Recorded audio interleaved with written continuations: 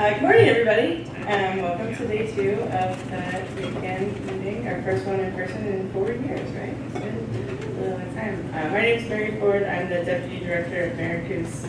I've been part of MACAN for many years now, but I just wanted to say hi to everybody on behalf of Maracus. We're really excited to co-coordinate this with Marco. It's been such a great partnership over the years. And Kirsten and Janet have just kind of taken it to the next level beyond what we could have even imagined 4 years ago. So great turnout. It's so exciting to see everybody in person finally and so on. So I did want to make sure, I know you've gotten emails about this, but after this meeting ends at 2 o'clock, there'll be some light coffee and snacks and stuff in the lobby. But then Maracus, our principal investigators, are going to be doing talks. Lightning talks in the auditorium, which is right over there. There'll be signage right on this floor. So if anybody wants to stay and hang out for that for a bit from 3 to 5, they'll be doing those talks. And then from 5 to 7 is the fun part. That's a reception. So Maracus attendees, we're hoping to MACAN attendees will come together and network and hang out and really celebrate all the great work everybody's doing and have an opportunity to be a little more casual in person. So. Again, thank you. Just wanted to say hello and please hope to see you there.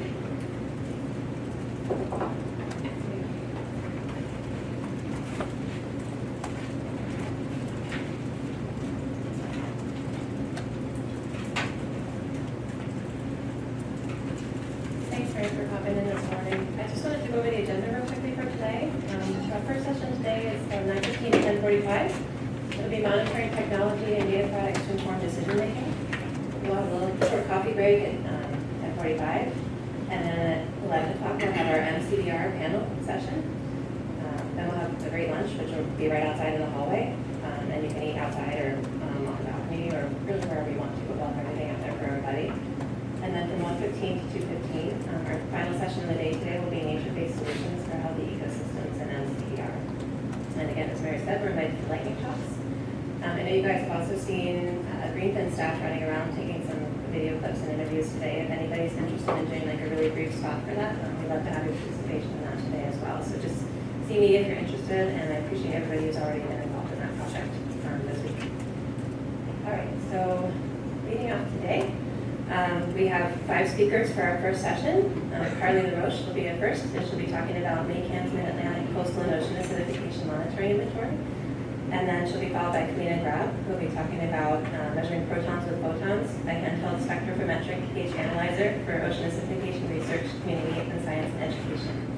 Our third speaker today will be Janet Reamer, and she'll be talking about a SOCAN project with NBS pH electrode validation in estuarine waters and citizen science. And then our fourth speaker today will be Teresa Schwemmer, and she'll be talking about defining and mapping Mid-Atlantic ocean coastal acidification hotspots. And then finally, we'll have Abigail Sistai talking about carbonate chemistry and recirculating aquaculture systems, modeling academic industry partnership. So I know yesterday we held some questions till the end. I think today we'll take 1 or 2 in between each of the talks and see if that moves a little faster.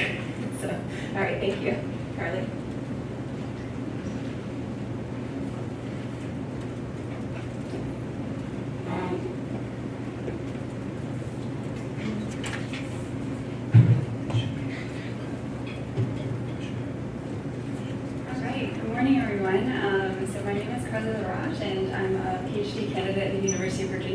And I've also been working with MACAN since January to compile and analyze this ocean and coastal acidification monitoring inventory for the Mid-Atlantic region. So the goal of this project is to build a comprehensive inventory of the biological, chemical, and physical OCA monitoring efforts in the region. So the last time something like this was done in the Mid-Atlantic was in 2017. So I focused on updating the existing inventory to include any data that was collected in the 2017 to 2023 time period. Lost an earring. In order to collect these data, a survey went out from MACAN for about a year. And we got about 35 responses from that survey, and then the rest of the data was filled in just from publicly available sources, whatever we could find online. We also wanted to take this opportunity to expand our understanding of what's going on at each monitoring site. So while compiling data, we also ask questions about things like biological co-monitoring, what instrumentation was in use, quality control methods, and depth of measurement, and more. So today I wanted to share with you some of the patterns in monitoring that we've been seeing so far in the inventory, and how current monitoring aligns with our understanding of OA vulnerabilities and previously identified data gaps. So here's a map of all of the monitoring sites in the inventory. This is combining both that 2017 data set and the 2023 data points. Here we're taking a closer look at how many carbonate system parameters are measured at each site. The 4 parameters that we're interested in are, as many of you know, pH, PCO2, total alkalinity, and dissolved inorganic carbon. A monitoring priority for the region is to measure at least 2 of these parameters at most sites. This is because once you have 2, you're able to estimate the other 2, along with things like aragonite saturation state. 53% of sites in the region are measuring 2 or more parameters, which is great.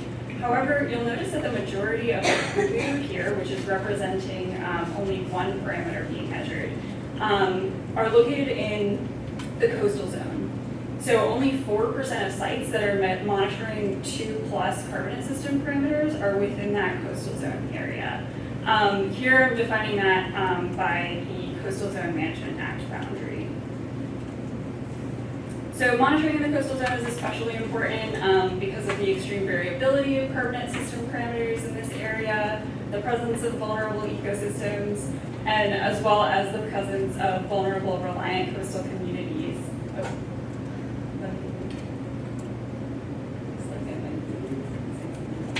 Here, okay, we'll go there. So we want to really make sure that there's appropriate monitoring occurring in these areas to ensure both ecological and socioeconomic resiliency. We can see that most coastal monitoring is done via cruise. In addition to cruises, there are about 362 continuous monitoring sites and a little over 2,500 discrete monitoring sites in the region. The majority of coastal zone multi-parameter monitoring, so anything more than 2 or more carbonate system parameters, is done via cruise or these like short-term deployments rather than persistent long-term monitoring efforts. Right now there are only 20 active multi-parameter monitoring stations with year-round data collection in the entire region. Of that, 9 of them are continuous sensors that are collecting high-frequency data.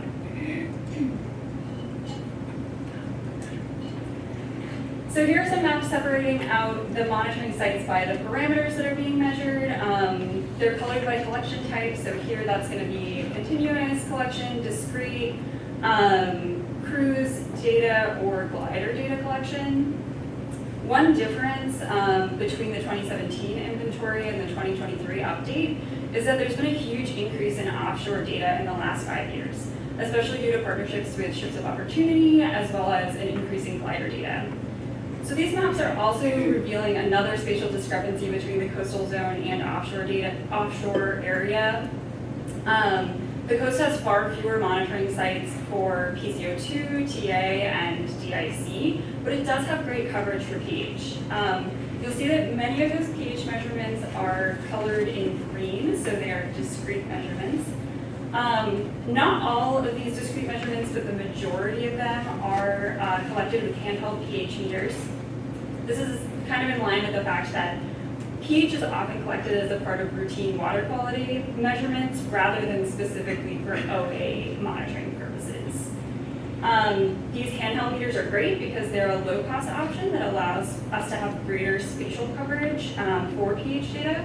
But it's also important to note that the quality of these measurements may not be at climate quality. So the precision and accuracy of the data won't be quite as good as some of the other pH methods we have, like spec pH or some of the continuous pH sensors out there.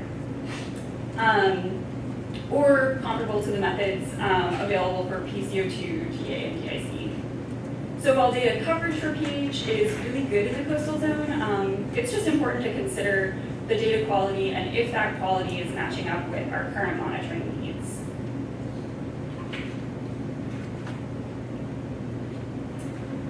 Another area that is vulnerable to ocean acidification is the benthic environment.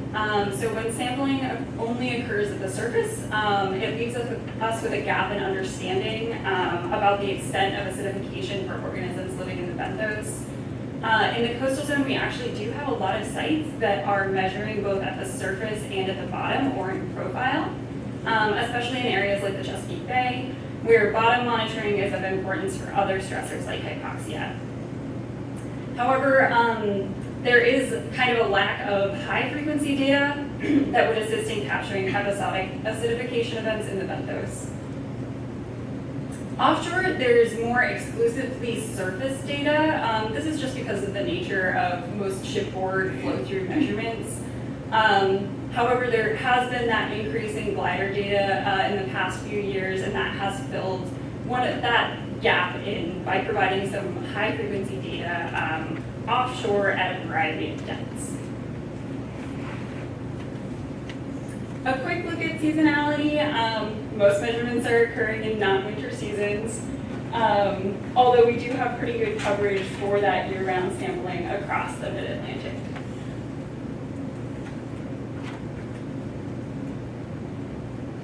One last monitoring priority to talk about. So at this meeting and at the NOAA OAP community meeting this winter, a top priority that came up again and again was the need for co-location of chemical and biological monitoring.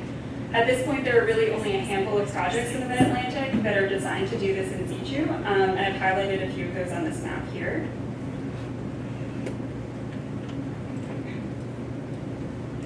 So to recap, the OA inventory analysis really, at this point, just reinforces a lot of the monitoring priorities that have already been identified for the region. So first of all, it seems like there is a gap in high-frequency monitoring, especially in the coastal zone. Beyond that, there are a number of discrepancies in the way we monitor acidification along the coast versus offshore, including the types of parameters that are monitored, the quality of data, and the number of parameters being measured. Increasing co-location of biological and chemical monitoring, especially in vulnerable ecosystems, is also going to be critical moving forward to better understand OA in the region. So the inventory data that I've been talking about will soon all be available on the MARCO Ocean Data Portal. A final plug for this data set: if you think that a particular site or project is not represented in what we've shown today, please come and chat with me and we'll make sure that it gets incorporated. And this is just an example of some of the information that we have about each data point. Like I said, we've included things like type of instrument in use, depth, any biological parameters, etc. It's a great resource, and there's also, because it's on the MARCO Ocean Data Portal, there are also many other amazing data layers and resources that you can pair it with, that you can integrate the OA monitoring map with. So next steps for this project, we're going to be creating a written report and also a story map for the MACAN website with some of these monitoring sites highlighted. We'll also be incorporating the real-time OA data that we found through this survey into the Veracruz Oceans map. And then once this project wraps up, we'll be moving on to creating an OCA decision support tool that will be built with the monitoring needs found in the inventory in mind. And yeah, so I just wanted to do a shout out to everyone who has contributed to this project, especially Kirsten and Janet, and a huge thank you to everyone who's been monitoring OA in the region. This clearly wouldn't be possible without all of the monitoring efforts going on. And please get in touch with me if you have any recommendations for the inventory analysis or any questions. And thank you for listening.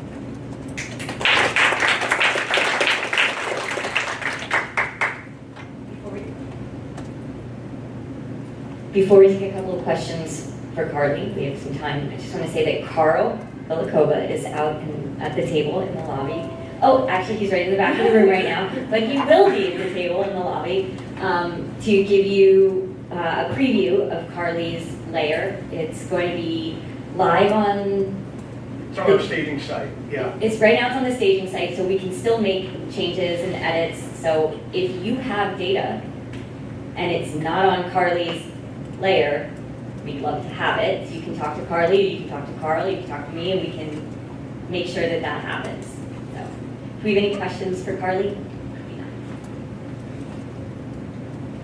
Thanks, Carly.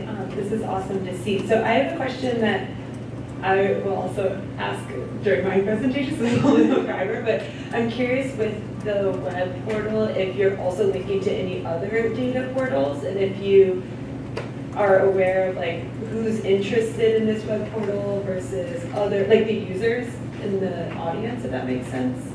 Yeah, so every data set that is publicly available will have like the link to where it's like originally sourced from. I'm not entirely sure about the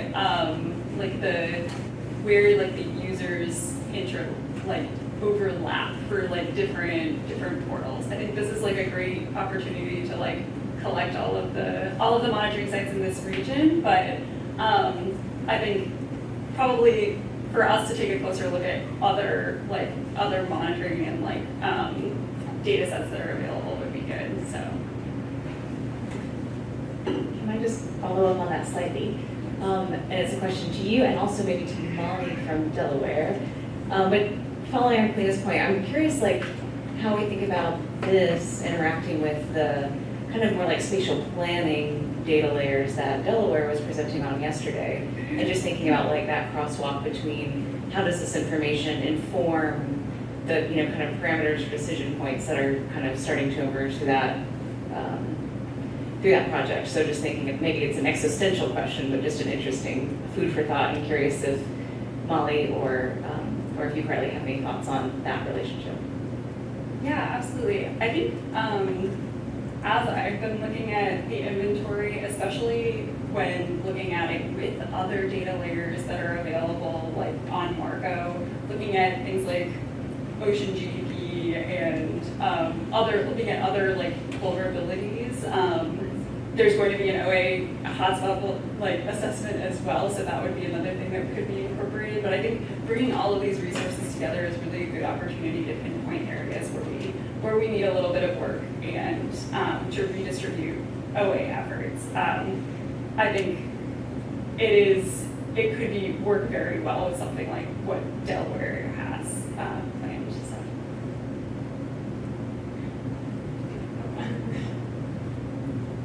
Yeah, I was just gonna say, we're not actually at the stage of developing that like visualization tool that I think we've really, thought about it in that level, but that's definitely something like to think about going forward, is like how do we also account for all of this other data that we have in the region. It's pretty big on my head. No, that's great. And even saying like, not necessarily like how do we import all of this information here, but like what are the decision points that are showing up here where some synthesis from this set makes sense, And I think that's an interesting question for all the states to consider, because it certainly won't be all of it, but which elements are most relevant to sort of the questions that management will seeking to solve or decisions that management will solve. And lastly, I've seen this presented before from you, Carly, and one thing that I didn't hear as much in this presentation that I've heard previously is sort of the difference in, so that map was like all the data ever, but not repeat and not like, is this collected monthly or seasonally or annually? And so I think also just reminding folks in the room that while that looks like a lot of data, if you actually look at it in time, that's all the data ever, not necessarily everything that's collected monthly. Yes, I think that's a very good point. Thank you for highlighting that. There's definitely, I think one of the big things that surprised me was how little monitoring, year-round monitoring is happening currently. So yeah, the data set certainly shrinks once you start looking at frequency and resolution over time. So. I just wanted to add one quick thing to that question. We also make this downloadable, so if you have your own GIS sites, you can download it, bring it in. We provide map services for all these too, so if you have that capability as well.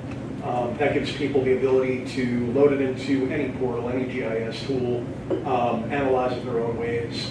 And and for the portal itself, it's got about 6,000 different map layers showing anything from marine life to fishing. So there is a lot of use for all kinds of different reasons on the portal, but we definitely always love to, whenever possible, make all of our data available to anybody to use however they need it.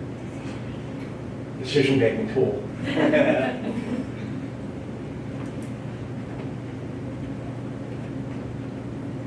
Thanks, Carly. I may have missed it, but could you share how many measurements or sites are currently being monitored in benthic habitat? I'm not sure if I have that number right now. Like not necessarily bottom measurements, Yeah.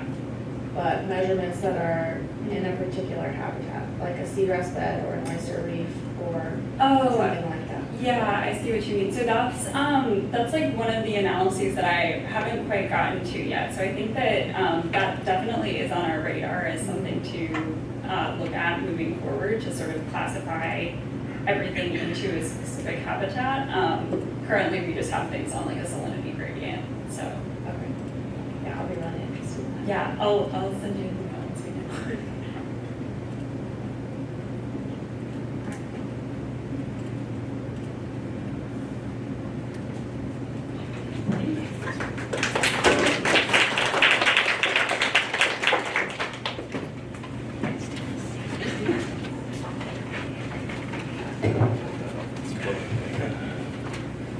All right, so we're going to attempt some live demo here in the middle of the presentation. So we'll all be along for the ride together. My name is Kalina Grab, and I'm currently a Canals Fellow in the NOAA Oceans Education Program Office. And before this position, I was doing my PhD at MIT Hui, and that's when I was involved with this instrument called the Fighter. So some of you I know I've talked to about the Fighter, you may encounter it in other areas. And today I hope to give you an overview of it, as well as some updates from the developers, since our office, along with Courtney Bukowski, who talked yesterday, are staying in touch with the development of the Fighter so that we can hopefully keep communities like you all updated with what is happening with the instrument. So, and again, at the bottom here, there's collaborators that I'll reference throughout the presentation that are part of the development team of this instrument. So, I'm sure many in this room can imagine this world where we have instruments in the hands of people around the world and communities that can make measurements about the ocean and then provide these data to different places like databases, or they can help in decision making or science and education of their communities as well. And there's many different tools that can provide this sort of image, and the Fighter is just one of those that I'm going to share with you today. So a brief history of the Fighter. The Fighter was developed by William Pardis, who was a community college student underneath Dr. David Long at Flathead Valley Community College. They then took the Fighter to Sunburst Sensors, who some of you may recognize the name. They developed instruments such as the ICME. And then since then, this was about in 2016, 2017. Since then, there's been a team that has kind of collated around this instrument, and I came in around 2020 and started working with it in the outreach space. And so I am not a part of the development team, but I have been a big fan of the Fighter and used it in outreach and kind of help the team to kind of figure out uses and applications of the Fighter. And we also published a paper more recently that explains the instrument and verifies it against known instruments such as a benchtop spectrophotometer and the ICME. So I'll reference some of those today, but I won't go into great details. I'm happy to talk more about the nitty-gritty science of the instrument at any time, and you can also indulge yourself in a paper if you'd like. So you might be wondering, well, what is the Fighter? This here is the Fighter. This is one version of the Fighter. There's been many different types. And it's a spectrophotometric-based instrument that uses dye. So you talk to it using a phone app. So here, I've connected to the fighter on a phone app. And the way that you make a measurement is you collect a sample, which I collected about 30 minutes ago in Baltimore Harbor. And you put the sample into this hole, which is a cuvette inside. And there's a thermometer inside to take the temperature as I'm measuring it. So then on my phone app, I can enter the salinity. It's just set to 35, but if I had a salinity meter of some sort or refractometer, then I could change that. And I'm going to first measure the blank without any dye in it. I then open up the top, put 3 drops of increasal purple dye in it. This is the typical dye that's used in benchtop spectrophotometric methods. And then I mix it. And I now measure the pH. So this here says that is a pH of 7.2, specifically 7.236. And the temperature is 23.63 degrees Celsius. So earlier, while I was sitting in my chair, I measured the pH was 7.19. So this is just a demonstration of how to make a measurement and what is possible with the fighter.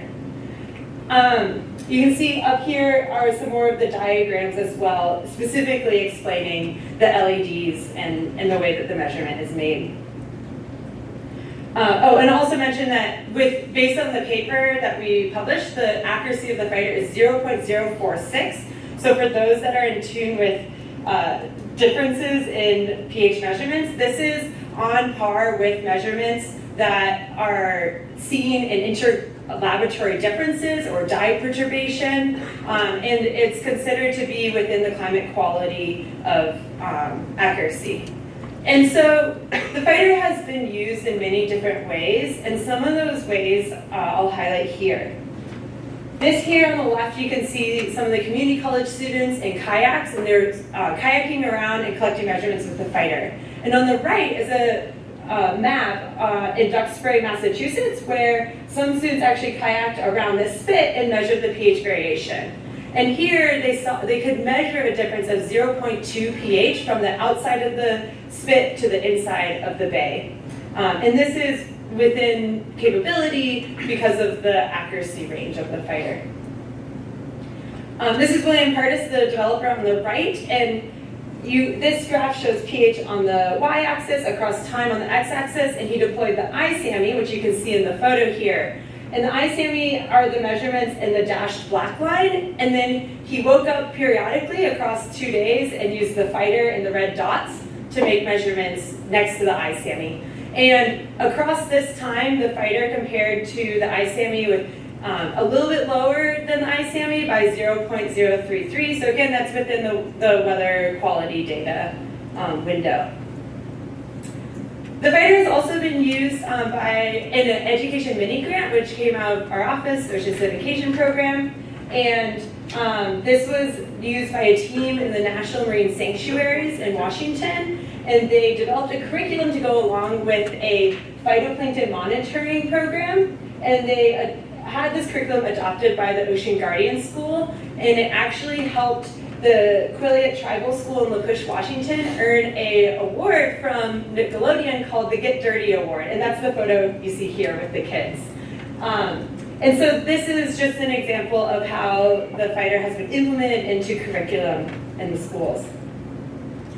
And then I actually used it with a group of undergrad students on Sea Education Association, which is a sailing school vessel that goes around different areas. And we stopped in the Florida Keys, and this is a picture of the students on the left, and they made the measurements on the right, which is surveying this mangrove system. And the variation is about 0.4 across pH in this system. And we also used it on the ship sailing around the Gulf of Mexico. And so I did a survey of the students after this semester to ask them about the fighter. They also used the benchtop spec, because that was the traditional measurement method on the ship. And in the survey, some of the results indicated that the fighter motivated students to learn more about pH. It was easier to use than the benchtop spec. The students felt competent in using the fighter on their own after a few times, and they also feel comfortable teaching their peers how to use it as well. And they enjoyed using the fighter. And so in the bottom right, you can see a little pie chart. One of the questions says, did the fighter motivate you to learn more about pH chemistry?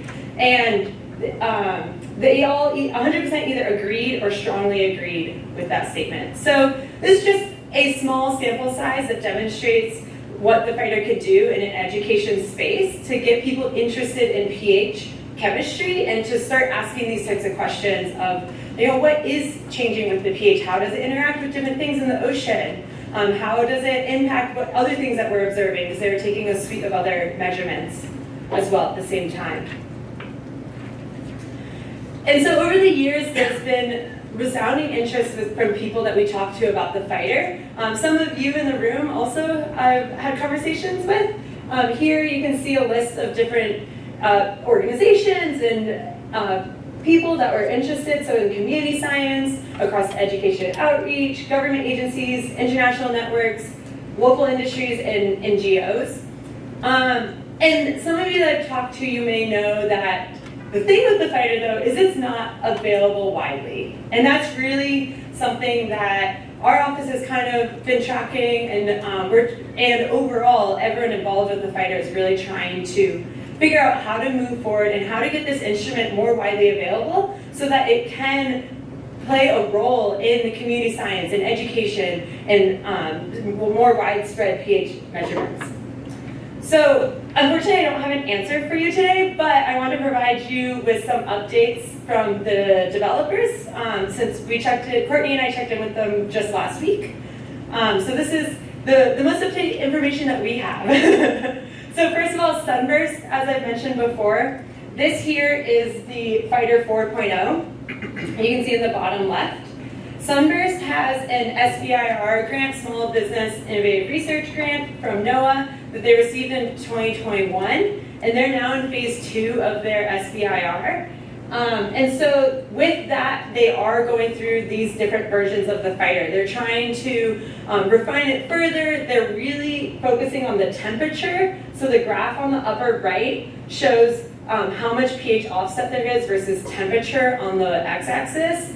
And what they see is on the further right of that graph, there is less pH offset when the temperature of the water is more similar to the temperature of the instrument. So this is something that they're really trying to hone in on their next iteration. And then the bottom right shows their measurements with the pH on the y-axis across time on the x-axis. And the Sunday is a YSI instrument that's measuring pH. And then with the gray dots, they use the benchtop spec UV carry viz, UV carry, and the fighter is in the orange. And so you can see that the UV viz and the UV spec and the fighter are similar to each other, and they're offset from the YSI, which is as to be expected due to the measurement method. They are now moving forward to develop Fighter 5.0. And some of the changes that they mentioned that they're focusing on are the assembly. So they are going to create custom machine parts that snap together, and this is to increase the speed and the simplicity of the assembly of the fighter to hopefully speed up the assembly process. This overall could then help them produce more fighters. They also are going to decrease the soldering, so make more wires connect. Again, just to smooth out the production method. And then they're also working on the temperature thermistor inside the cell. They also are looking at developing TA fighter, a chlorophyll fighter, and a dissolved organic matter fighter. So those are different things coming up their pipeline. And overall, going off the question I asked Carly, and conveniently after Carly's talk, Sunburst is interested in hearing from you all. So this is feedback that I'd love to hear throughout the day, or if you have thoughts, to email us later, either Courtney or myself. They're curious in what type of data portal people want to see this data uploaded to. So like what is a central portal that people use, and where should they be focusing on trying to push the fighter data into? And also, like, why do people want to use this, that type of thing. So they're starting to think about, when they have these instruments out in the community, how do people access the data? And then they're also curious about what the price point is and what types of uses people are interested in. So like education versus aquaculture. They've stated a number around the $350 range, which they recognize for science is more attainable than for education purposes. So they're trying to figure out that balance. And these are all things that I'm more than happy to hear feedback from and give and provide to Sunburst, and or if you have direct lines of communication with Sunburst as well. So the other two developers, part of the team, are also working on different pathways with the fighters. So on the left, Dr. David Long, he's now a professor at Cal Poly. He was the professor of William Curtis and Jonathan Pfeiffer at Flathead Valley Community College. So he was part of the original developing team. And he's working on processes with students at Cal Poly, and it's in the early stages, so he didn't have anything to show of it yet, but ideas of thinking about a sensor pod connecting to a microprocessor, where the microprocessor could be purchased off the shelf, and this could help with longevity of the technology advancements, so that in the future, when technology chips change and things like that, you don't have to redesign the whole instrument. You can use commercially available parts of it. So we'll be tracking that progress, and hopefully in the near future you might hear some other updates about Dr. David Long's work. And then we also are in touch with Jonathan Pfeiffer, who again was also part of the development team at Flathead Valley Community College. He's now a PhD student at Woods Hole Oceanographic Institution at MIT, and he is working on another branch based on the fighter, which is called the Phoenix, and he also is in the early stages. So he has funding, but doesn't quite have anything to show of it yet. But he's looking more for like an open source approach to this, where there'd be different methods and protocols available, as well as downloadable source code and things like that, so that people in different places could actually create their own phoenixes. So yeah, these are people that we will stay in touch with and continue to hear updates from them. And again, if you have a lot of interest as well, in the future, Jonathan and David are both interested in being in touch with potential users or testers of their instruments as well. So overall, this fighter can really help you imagine a type of future that I think many of us think about. So, you know, providing communities and indigenous nations opportunities to collect their own data, to be involved in science, and to have tools to educate about marine chemistry. And then also to increase the OA capacity and monitoring abilities through international collaborations, and to also help countries meet the UN mandate to submit data to global pH databases, and to be able to really collect that data and share it with people that are interested in using that. So overall, again, this is a large team effort. There's lots of different threads spurring out of this instrument, and it's something that we'll continue to follow. So please let us know if you have thoughts, feedback, things like that.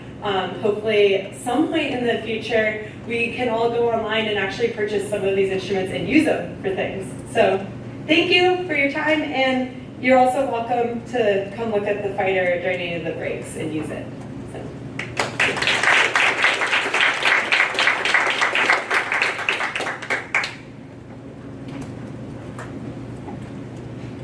So thank you, that's really neat. It was great to get an update on the fighter. I'm curious about the performance over different salinity ranges. Can you use it in freshwater and like really salty water at the same time? Yeah, so on the graph on the right, it's really small, so it's hard to see, but this is, again, data that Sunburst provided us. So each of these lines and colors are actually different salinities. So they are doing those tests. It's salinity 35, 5, and 21, I think. Yeah. And so they are aware of this also because Sunburst is located in Montana, so they actually think about rivers a lot. So this is something on their mind. And in the past, I'm not really sure what they're going to do going forward, but it has a little bit to do with like what pH dye are you putting in, and how is that perturbing your samples. So Sunburst is thinking about all these different things, and they have a lot of different like calibrating factors in the calculations that go into the app and things like that. So Yeah, that's as best I can provide an update. From a very novice, non-scientist question, what's the care and feeding? Like how, well, you've done your measurement just now. Like now you can just do endless amounts, or what really break down what the care and feeding of the fighter is over time? Sorry, did you say care and feeding? Yeah. Okay. How do you have to maintain it? So these are really great questions, and to my knowledge, we don't necessarily know the longevity and limits of the fighter in the future. A lot of that is because there's been tons of prototypes floating around, so maybe some of you have had hands on different prototypes. But because of these different development pathways that are kind of spurring out, it's kind of been constantly redeveloped. And that is because the Sunburst instruments rely on chips and different processing parts, and they change frequently. So that's kind of why we see David Long and Jonathan Pfeiffer taking different approaches to the fighter as well, is because we haven't really had, we don't know if 2 years from now this instrument is going to work still, because there's been constant updates to it. So Sunburst is hoping they're hoping that the 5.0 version is a version that they can kind of provide the community, and then I think we will learn as a community what exactly that entails in the long run. If that makes sense. Not a satisfying answer, but. How do you on the curve? I'll have many more questions. I just want to follow up on that. It can take literally 10 years to get that kind of information, because right now we're just seeing some data coming back from a company called ABN Sensors, which participated in the X Prize, which was 2014, 2015. So it does take a long time, but I think getting that into hands, especially the CAN community, is going to really help with the development. So I think the timeline doesn't seem too far off, so we can be hopeful. Thanks, it's great to hear an update. I am an external partner through the cyber award that Sunburst Sensors has, and we use the fighter alongside our other measurements of pH in our CSI Oyster Community Science project. And one of the things that I've reflected on in using the fighter is that the pH measure, the calculation of pH is so dependent on a good measurement of temperature, not only when you measure the sample, but what the temperature was of the water that you collected and of the salinity. And so it seems like one weakness of this, or not weakness, but one need, and this might be a communication or something we need to assess in the user use of this sample, of this instrument, is the capability of the user to measure temperature and measure salinity.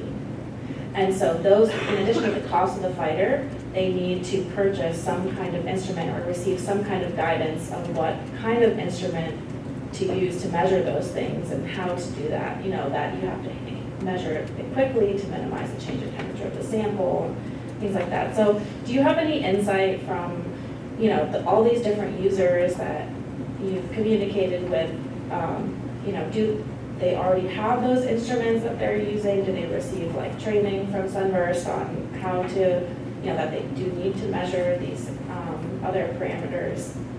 Yeah, no, I think you bring up a really important point that Sunburst is aware of this. That's why one of their priorities is this temperature measurement in the fighter.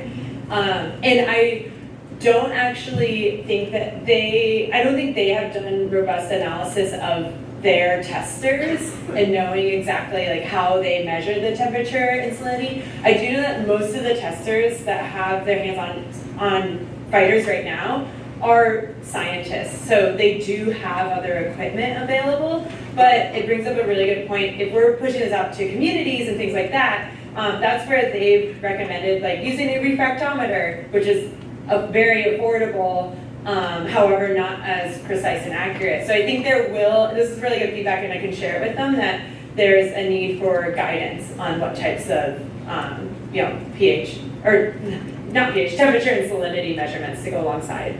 And yeah, I think you bring up a really valid point moving forward. Yeah, just a basic question. What's a thermistor as opposed to a thermocouple or thermometer? So I actually don't think I can answer that question. I am happy to look into it further and get back to you. But I don't know all they talk about, again, I'm not on the engineering side of this, they talk about putting a thermistor inside the cuvette of the device, but I don't actually know the engineering behind that. My general understanding is that the thermistor is something that's going to keep a constant temperature rather than just read a temperature. That makes sense. Thanks for sharing. One more. Okay, one more Karen feeding question. So when we've done citizen science projects that I've been involved with before, the piece that is hardest to get across is the calibration. So you have all these different buffers, twists, NDS, whatever you're working with. How is that being handled in this system? And is that something that you can see purchasable commodities? You know, what's the reagent lifetime on all of these? Every time you open the die, you've got some sort of issues. How is that training being handled? Yeah, so this version of the fighter, actually, you calibrate with a blank cell. So when I turn on the app, it asks me to calibrate the instrument. I put some water in it and press calibrate. And you can adjust the LED lights if you would like to, or you can use an auto setting. So that's how Sunburst has approached it. Again, I don't know the inside and outs of all of the chemical equations that go into that, but they have done a lot of, they do a lot of the chemical testing and figuring out the different values to put in there. I can Yeah. speak to that. So when they give you the dye, they send you the bottle of dye and you enter into them, they've already done the evaluation of that dye batch. And so as the user, you don't have to do anything. So, in this sense, you would need to be purchasing dye from them routinely in order to continue using the instrument, I envision in the future. As a community, with the challenges we've had with sourcing CRM and titrant, this is another potential concern. As you mentioned, they're looking about producing, how to mass produce the instrument itself, but I can see also the dye being something we need to think about in terms of capacity building. Yeah, and as they're moving also into tool alkalinity, there's many other things to consider there. And I know that Jonathan Pfeiffer mentioned that he's aware also that calibration plays into it, and I don't think that David Long or Jonathan Pfeiffer have gotten to that point in their instruments, but all these people are marine chemists in the development process, so this is on their mind, and I think they're aware, so it'll be interesting to see how they tackle it moving forward. Thank you.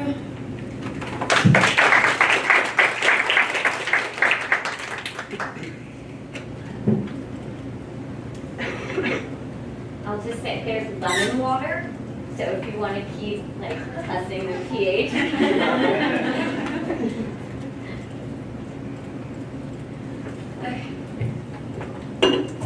Kalina, I can totally feel your excitement because the citizen science aspect really kind of gets me energized too, because I think that there are a lot more opportunities out there where we can be ingesting more data and bringing more teams out to the field, that we don't have to have these, $35,000, $45,000 instruments. We can measure pH accurately and precisely with very high quality measurements. So that's actually what I'm going to be talking about today. For those of you that don't already know this, I also program manage for SOCAN, which I've been doing since 2018, and along with Emily Hall from Marine Lab, she's a SOCAN other co-coordinator. We came to some folks from Coastal Carolina University a couple of years ago with this idea to expand their data collection into the acidification realm, because down in South Carolina there is currently only one continuous pH monitoring project, and that it was not designed as an acidification monitoring project. So we wanted to figure out how we can incorporate and expand our existing network, which is, as most of you know, one of the main missions of all of the CANs, is to expand research, build on the state of the science, and contribute to K through 12 higher education and other informal education and outreach needs. So we had this idea to expand our network because pretty much every CAN that's gotten together to discuss what are our basic needs is that we need to expand monitoring. You know, that's like, I'm preaching to the choir for that. So we looked around the Southeast a couple of years ago and we're like, who's doing what and where can we like bring more people to the table? So we found this program down at Coastal Carolina, and we wanted to not only use their existing data sets, but validate and show some internal consistency between pH NBS measurements, which for those of you that may be a little bit new to the acidification realm, the NBS stands for National Bureau of Standards. Those are the typical buffers that you see, the yellow, blue, and red buffers, rather than using these very costly and expensive desktop measurements like spectrophotometric pH. So one of the other things that we realized is that, wait, they have a citizen science monitoring program that has actually been going on since 2008. So when we approached them and said, hey, we want to use your data, they said, why? So we wanted to explain why this validation is so important. So as Carly showed before, there are 4 main variables that we can measure to determine acidification. So we have to remember that acidification itself is not a measurement. It's kind of like a state of being, because not all low pH scenarios are actually detrimental or harmful to organisms. So that's one of the main things that we wanted to get across, is that even though we can measure pH, it doesn't give us all of the information that we need. So if you're using the total pH total scale, you're probably using a spec pH. And those methods can be expensive, which limits our ability to take those measurements. And it's also up until, I think about 3 or 4 weeks ago, we thought we had to analyze those measurements right away. So there's actually a new paper that came out. I forget who the primary author was, but I know it came out with Kim Yates from USGS.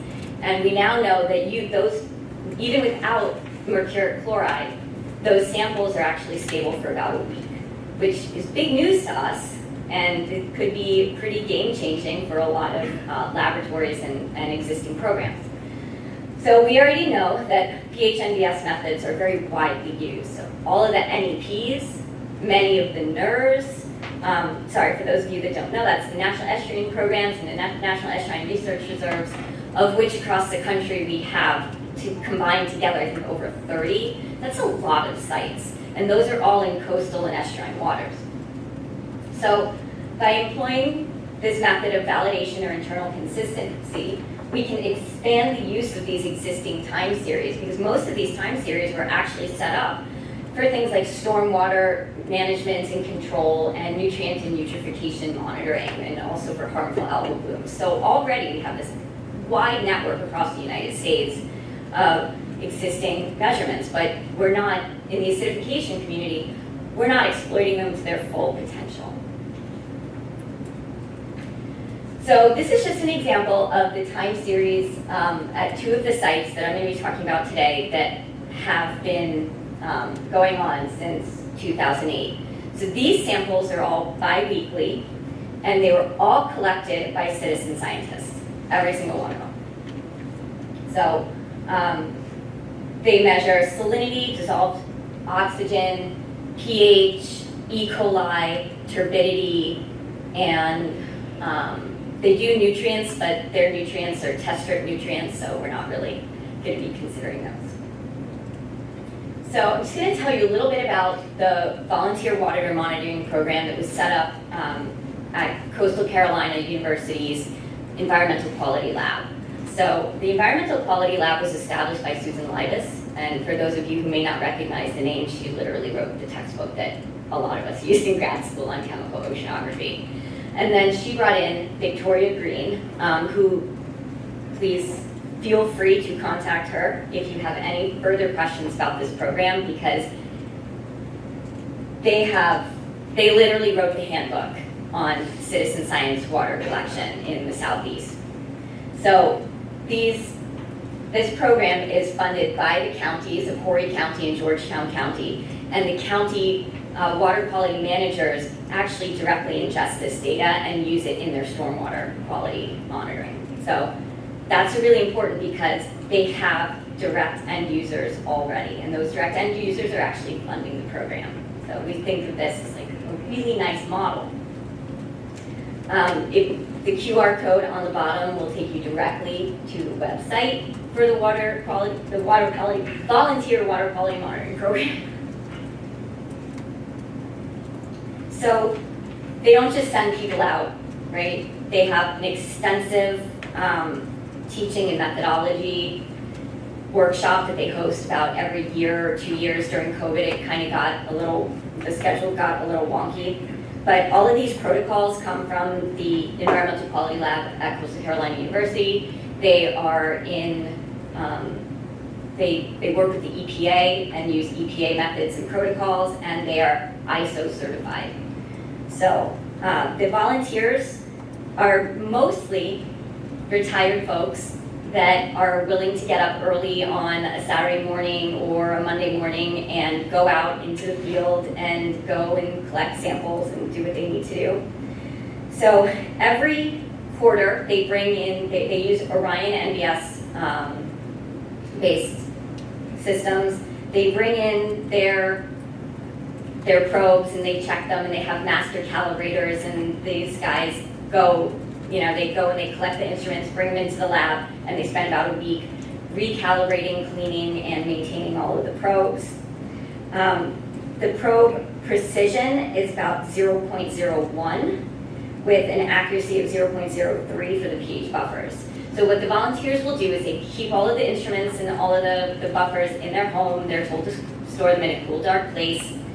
And then the night before they go out into the field, they do their calibration checks, and then they'll do field checks in the morning, and then they go out and they collect the data.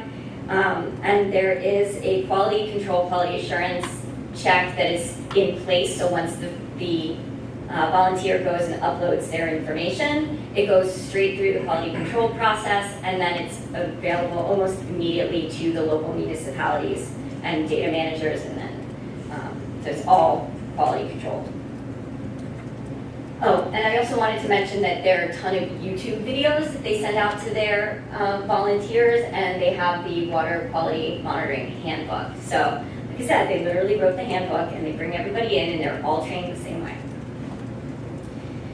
So the instrument, this is one of the field instruments that's used. It's an Orion A329 star multimeter, and with the Orion glass electrode, which the Orions typically run between $200 and $800.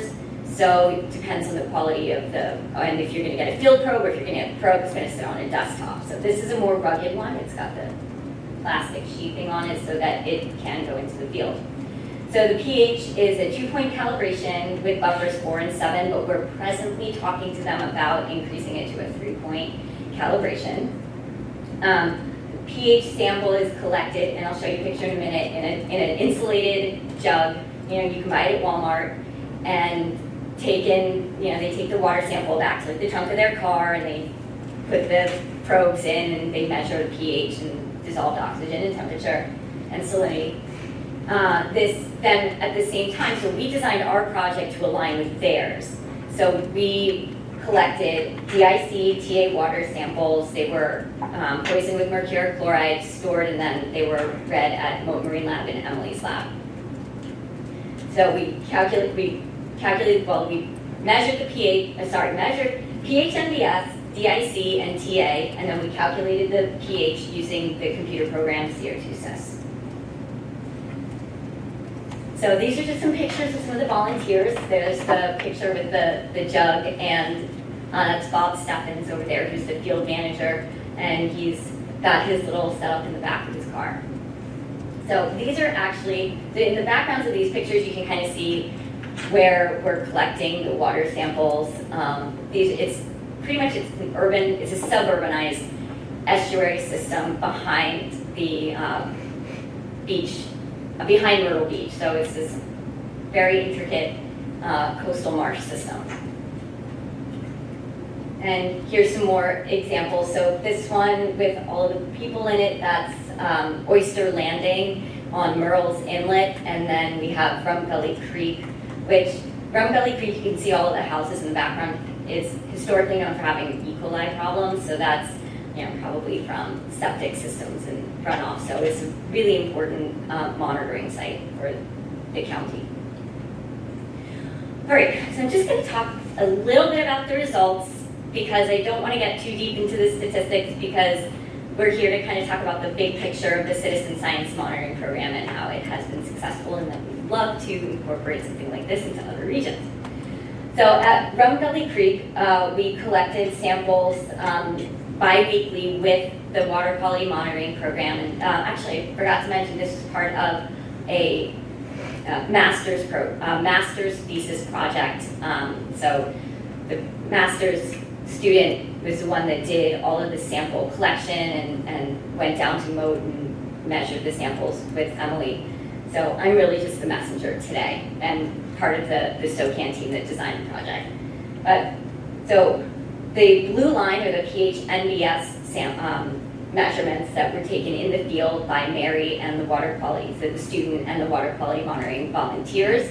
And then the red line is the pH total that was calculated from the DIC and the TA samples that we took using standard ocean acidification quality methods. So the samples correlated very well. So correlated because they're two independent variables. We're not considering them as dependent. The best fit line is just under the one-to-one slope line, which tells us that we're off like just a little bit, but we could potentially use this information as either a correction or an asterisk that says, okay, this is why we need to improve the method. So the offset there is a combination of instrument precision and human error. So we're actually really proud of the fact that it's as close as it is with the citizen science program. So that's Rum Gully Creek. This is the one that was the site where with all of the houses and the E. coli problem. So we take a look at Oyster Landing. And again, the pH NBS measured by the volunteers is in the blue and the total pH is in the red. And again, we see we're just slightly off that one-to-one line. And at this site at Oyster Landing, there's a bit more variability, and we are still looking into things like temperature change and other errors. Also, a big factor in these sites is going to be the organic alkalinity, which as Mary is completing her thesis, she's looking into that and how the organic alkalinity is going to impact the calculation of the total alkalinity. So again, without getting too deep into the technicalities of the methods and stuff, that is something that we will be correcting for. And hopefully by the time that this data comes out, we just wrapped up sampling over the summer, and Mary is deep into her data analysis for her thesis. So by this time next year, we're hoping that we have the more refined results.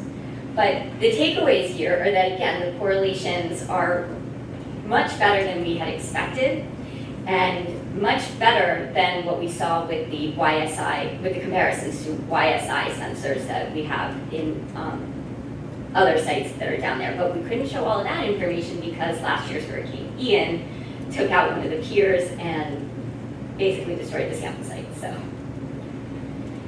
all right, so just to look at these results in context. So the Orion precision is 0.01, and it has that accuracy of 0.03. And I just want to bring up that Kalina just told us that the fighter has the precision, or the fighter versus the SAMI was a 0.03 difference. So looks like we're all kind of heading in the right direction, which is very nice to see. When we looked at the median residuals, or the difference between the pH total and the pH NBS, it's on the order of magnitude, just a little bit greater. Like, it's not the same magnitude as the precision, but it's a little bit greater. So we feel that that is somewhere where we need to take more samples, because this is only 14 distinct sampling days, and each sample was taken in duplicate. So we know that we need more. We need more funding, obviously, for Erica, I saw you pop your head out behind Kirsten. We need more funding to be able to expand these types of projects, because this project is specifically designed for these estuarine sites. But an estuarine site, you know, in Delaware is going to be different than what's going on in South Carolina, because you have different watersheds. And that watershed is really going to have an impact on what the alkalinity is in that runoff and in the fresh water. So each site is going to need its own validation project, and hopefully that's something that we can think about in the future as a community, as we're writing these synthesis papers and projects. I know synthesis came up yesterday as something that we need more of. So again, this is even our Orion precision here is even better than those YSIs, which, don't get me wrong, I'm not knocking the YSI. They have their utility, and we need them, and we'll need to do our own. We'll need to do individual validations for each YSI. Something that we know that we need is more data and on a higher frequency, so that we can look at what that daily and the tidal variability is in the pH, because those short-term variations are going to be really important in telling us if we can use these data in the long term. Because if that daily variability in an estuary is going to be 0.5, and we have an instrument offset or an precision of 0.01, you know, that instrument change on the pH scale and in the context of pH, is it really that significant compared to the 0.5 pH daily change? So that's something that the CANs in general have been talking about for, I don't know, 2, 3, 5 years. So we're hoping that this project is kind of going to push us forward a little bit as far as using citizen science and actually showing that yes, we can in fact use this information and incorporate more NBS sites into what we're considering as our high quality data collection.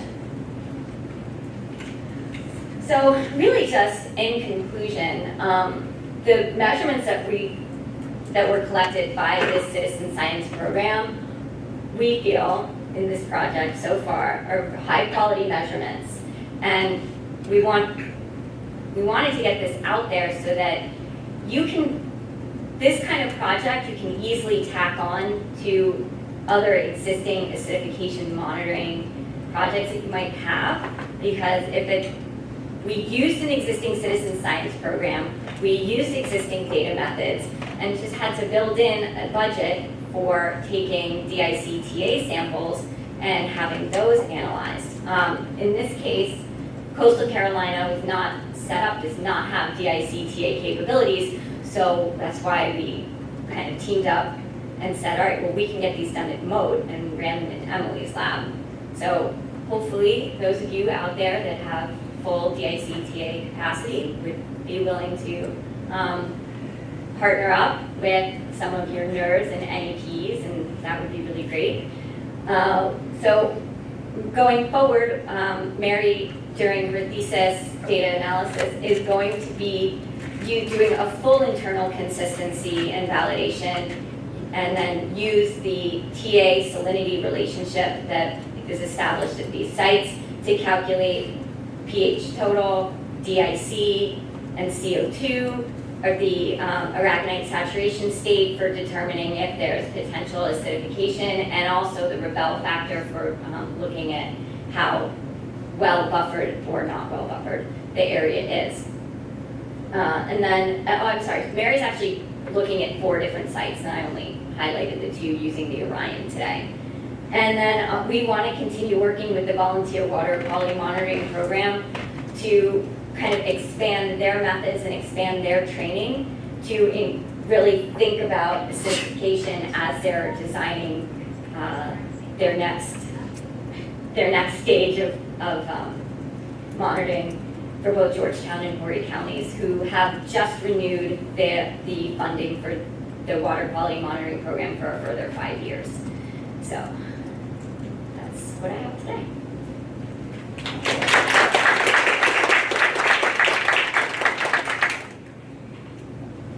Any questions for Janet?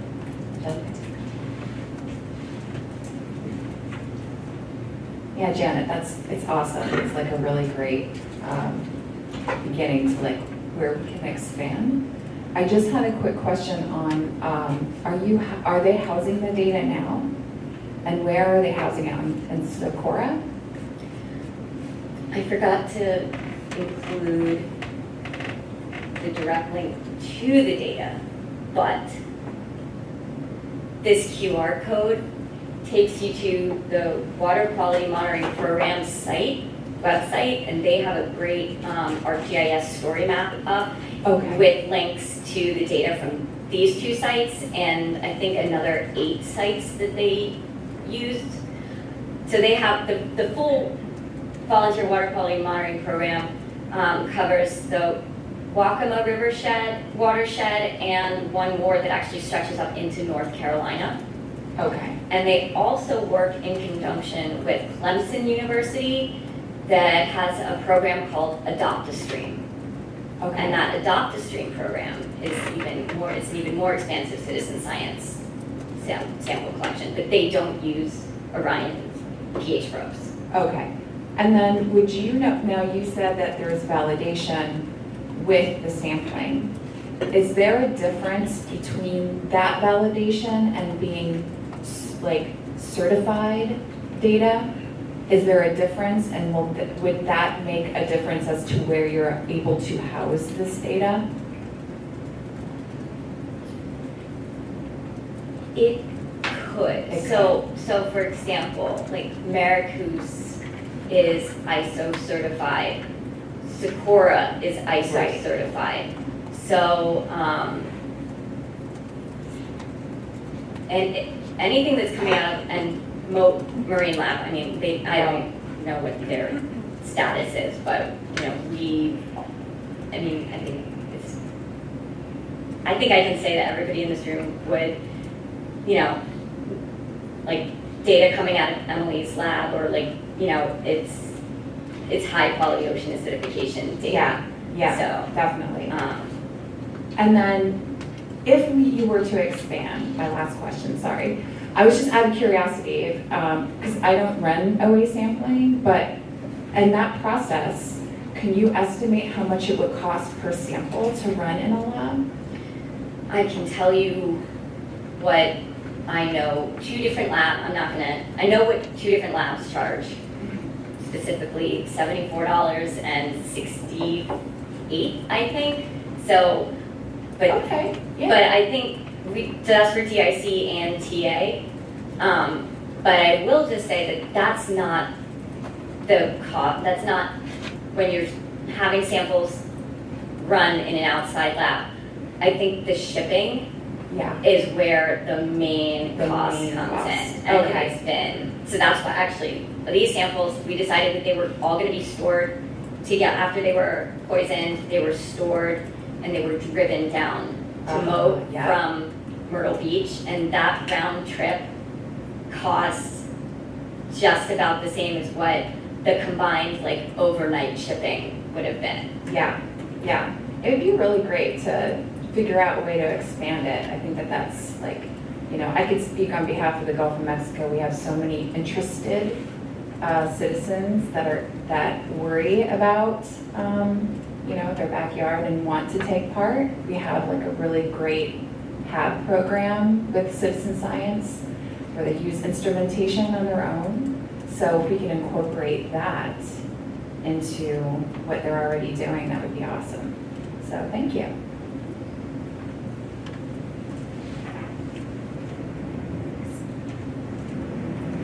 This is really wonderful, Janet. Thank you. I just wanted to mention in Virginia too, through our community science program, we've generated similar validation data sets in the sense that we're taking YSI measurements of glass electrode pH and we're doing spec pH and measuring total alkalinity and then and salinity. And from those data sets, we've been able to develop similar TA salinity relationships to apply to the CVNAIR Virginia continuous monitoring time series, and that's how in the talk I gave yesterday, we were able to calculate omega calcite. So it's great to see similar techniques being used elsewhere that's worked as well for you. So I was really grateful to hear you talk about that today. We're getting somewhere.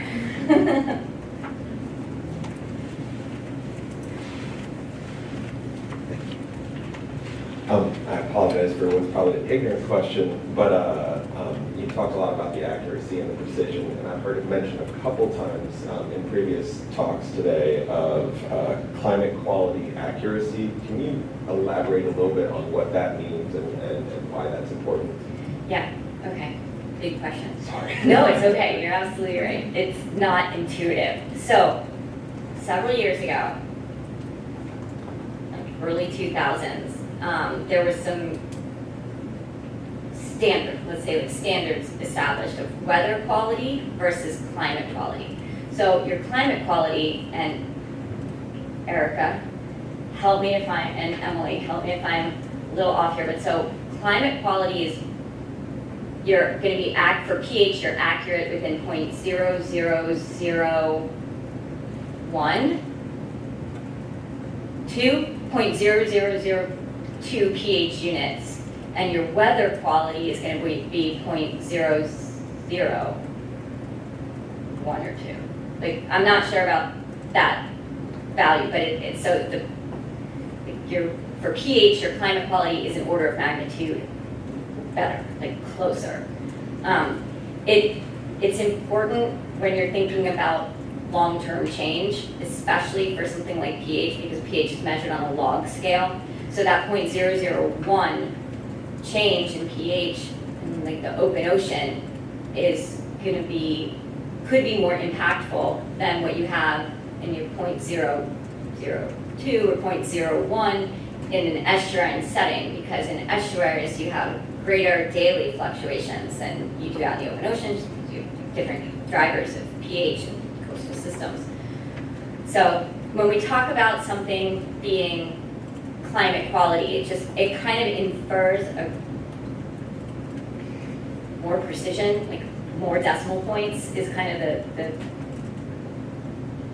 like 35,000 foot response to that. And so for some animals, that could be really important. For other animals, if they're just like, meh, it's Friday. Thank you.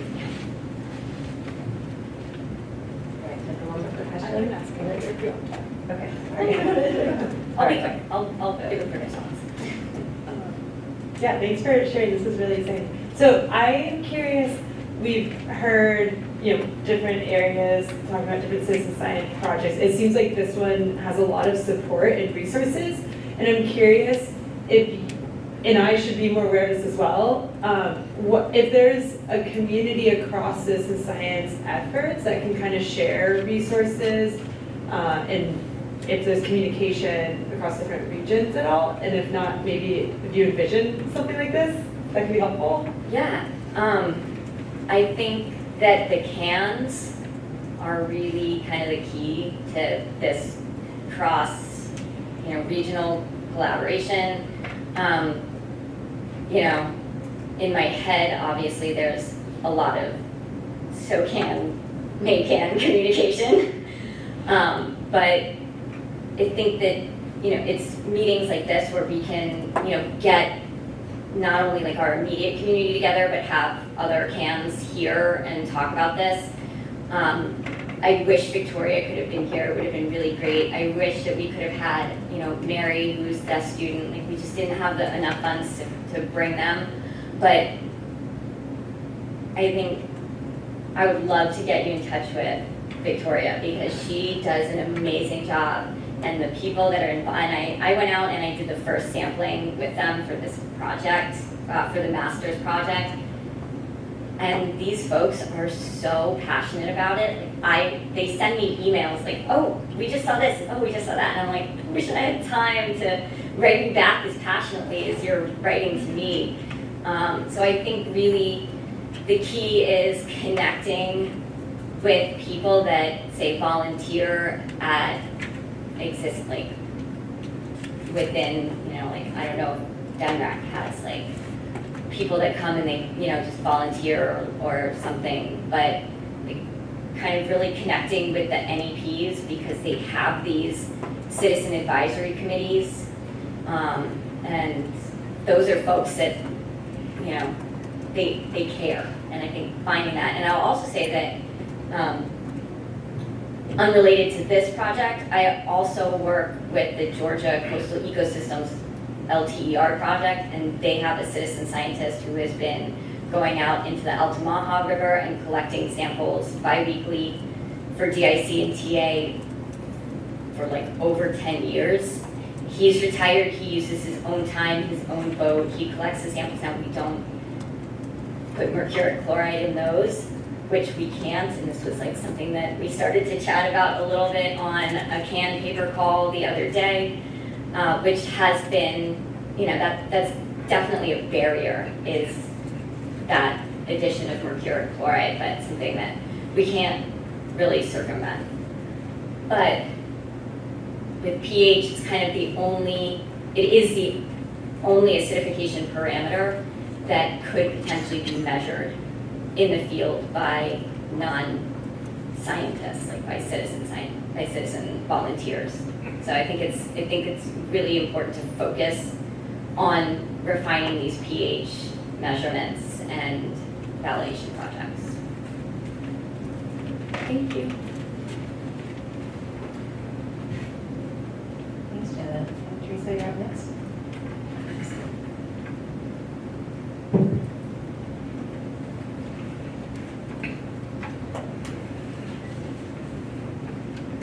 Hi everyone, I'm Teresa Schlemmer. I just started working for MACAN on the Hotspots project, so I'm going to tell you a little about our plans. Not much of this is actually completed yet because I just started 10 days ago.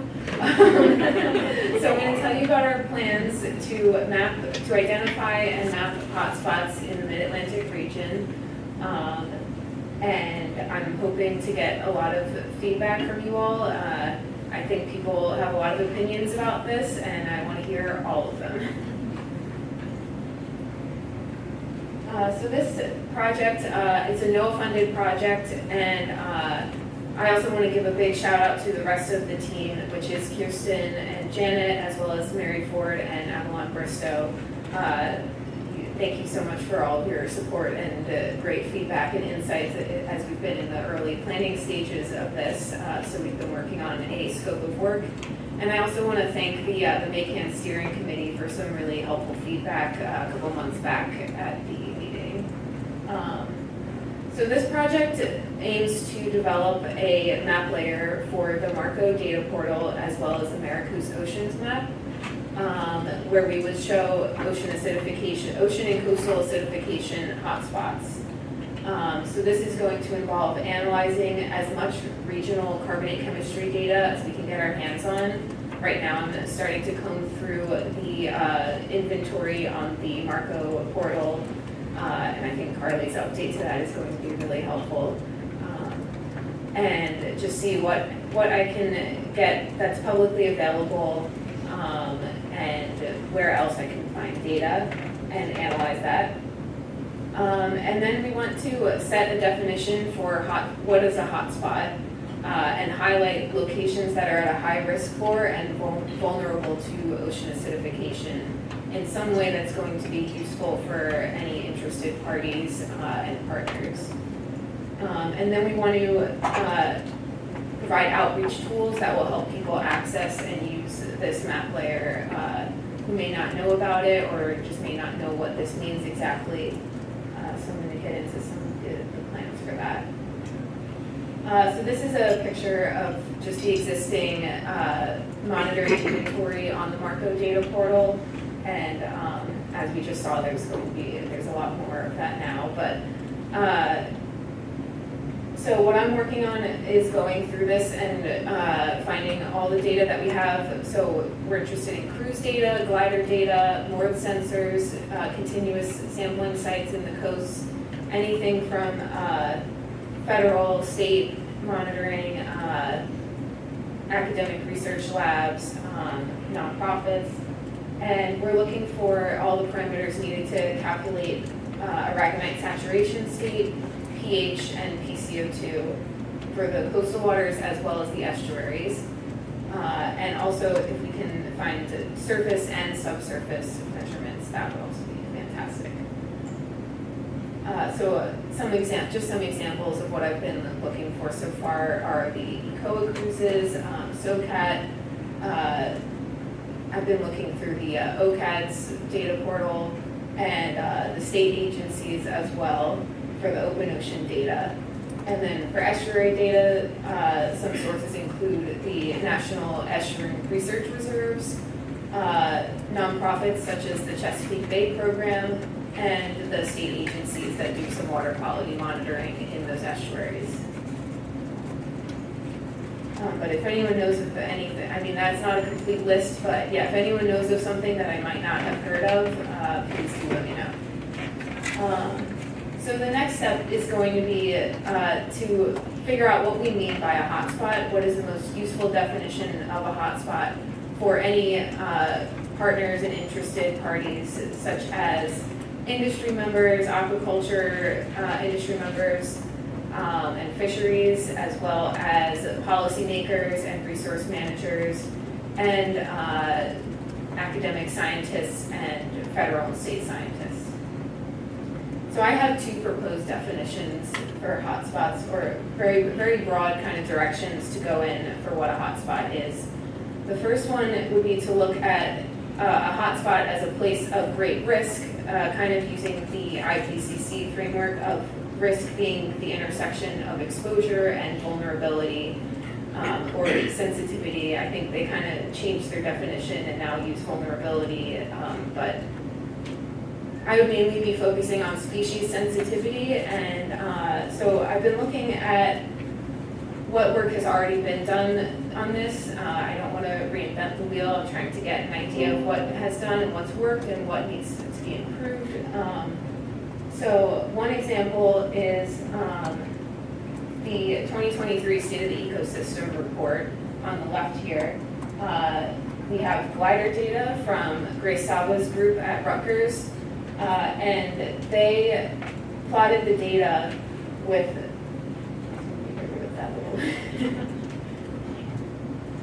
okay, thanks.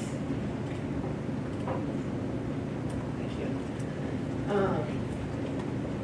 Yeah, so all of the glider data is plotted in gray, and then in that teal color, they highlighted for two different species, where is omega going below a threshold based on a literature review of their sensitivity for growth and survival. For the sea scallop and longfin squid, which were picked as two of the most economically important species. So some positive sides to this type of analysis are that it's very straightforward. You have a yes and no, this is a hotspot, this is not.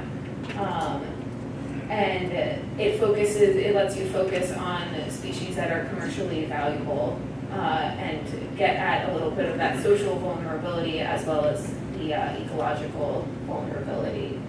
A downside of this is it's hard to collapse this into multiple species in one threshold. So that's what I'm trying to wrap my head around is, would I pick the most sensitive species to set a threshold? How do you deal with data that has temporal variability instead of something like a glider profile where you have one deployment at a time? So then the example on the right is from a paper by Chan et al.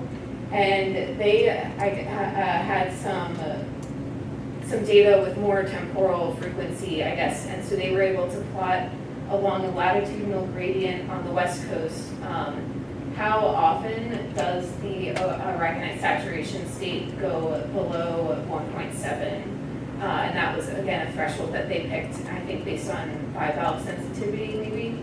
But I liked that this allowed a little more of that temporal variability to be incorporated. So these are the types of things that I'm starting to look at as I think about how we would do our hotspots layer. And I would also want to make sure to look at each location where we have data and see what species are actually present there, because we can have different species assemblages in the northern part of the mid-Atlantic versus the southern part, and make sure we're picking a threshold, or maybe we have more than one threshold, maybe one for larvae versus one for adults, or something to show different levels of sensitivity like that. But yeah, looking at which species are actually present and which ones are most important for social vulnerability and economic vulnerability as well. And then one other thing I've been thinking about is having a pH-based and an omega-based threshold, because you can have two locations where pH is the same and aragonite saturation state is different because of differences in temperature or water chemistry. And also, I think those variables are different, have different importance for different animals. So pH might be more important for finfishes, while omega is more important for shellfish. And I want to make sure we're considering all of the species. Another way I've been thinking of hotspots is looking at the rate of change.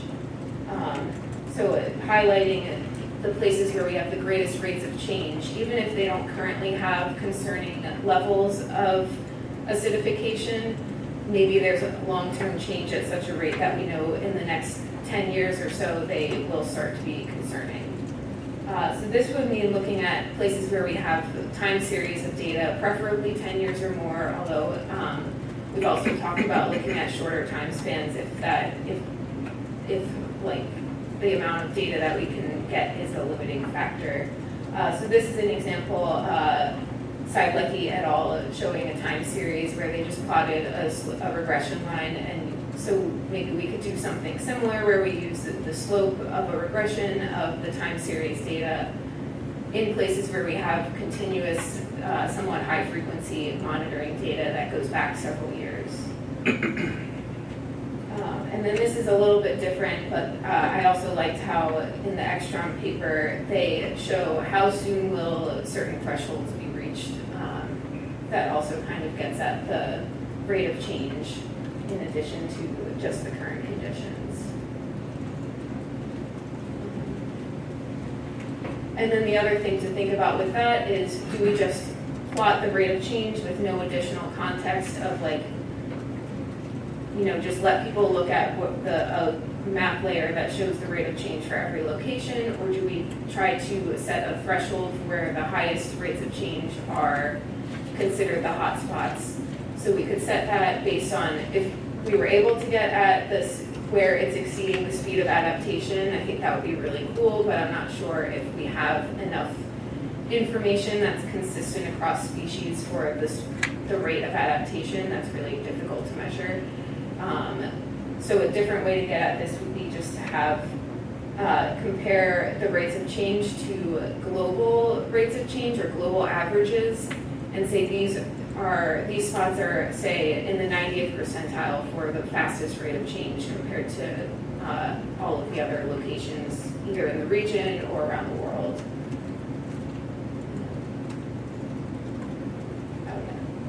So this is one example where they did try to look at the rate of evolutionary adaptation, but yeah, I'm not sure if there's enough information for enough species to be able to use a specific rate of evolution to compare the acidification rate to, but maybe in the future. The deliverables for this project are obviously the map layer for the ocean data portal, as well as for Mariku's Oceans Map. And we'll also have a final report that will include an adoption plan so that we have a set plan of how we're going to continue incorporating new data as it's collected and keep this map layer up to date into the future. And then in that report, we'll also provide knowledge gaps of, is there anything that would be really valuable, any priorities for future research to help us further refine a definition of hotspots? and how we can display that most usefully. And then we also have a variety of outreach tools that we want to create. So we would like to present this in the MACAN and the Marco webinar series, and have a peer-reviewed article that would link to the data. On the newly renovated MACAN website, we'll have a web page directing to the map player. And then we also want to come up with a video and a one-pager as well as a story map showing how the hotspots definition and how the map was created, how we went from like just having raw data to defining hotspots to having this map, and then how users can interpret it to meet their needs. So for this aspect of the project, and I guess really the whole project, I also want to get in touch with as many people as possible in the Mid-Atlantic region, any potential users of this map layer, and find out what would be most useful for them and for their purposes.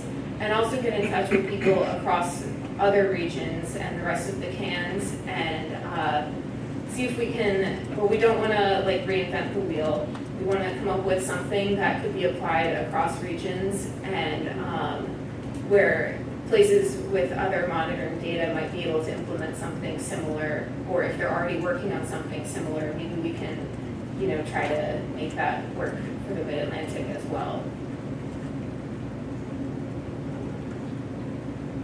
So I would love if anyone has any questions or comments now, or you can also get in touch with me at my Gmail. And yeah, as many volunteers as possible. If you want to provide guidance throughout the project too, we're also looking for people that would want to just stay in touch continuously. Thank you.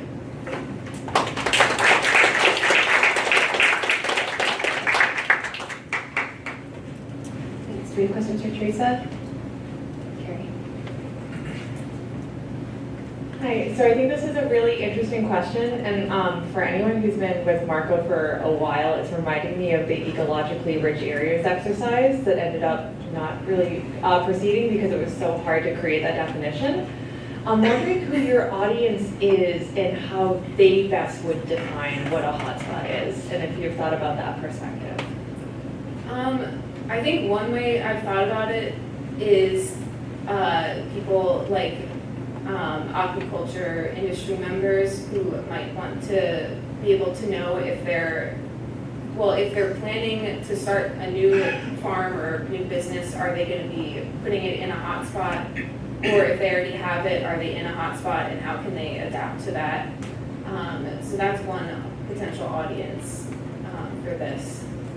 I think something important for that is going to be making sure that we do have a good plan for future updates to the map as well, so that they're always able to look at really recent data.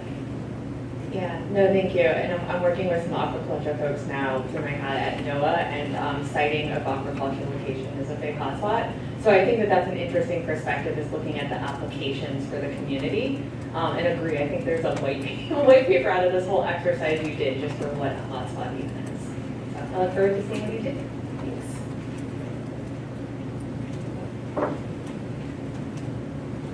Thanks. Thank you, great talk. And apologies if you already said this, but what's the timeline on this? I can imagine it's probably nebulous, but do you have kind of a goal or a target in mind? It's pretty specific actually. I skipped over that slide, but this project is funded through November of next year. So, and we did work out like a 15-month timeline with what we plan to get done by then. I think there is some potential to extend it, but I'm not totally clear. It would be great if we could get it done within the next year or so, though. Great, thank you.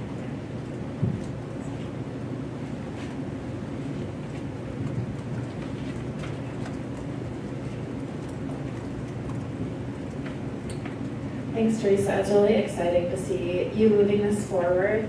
I was curious if, for identifying the hotspots, if you're planning on using all the direct measurements or incorporating any model output. So for example, RG Friedrichs provides nowcast estimates a map of bottom water pH, like what I showed in my presentation yesterday.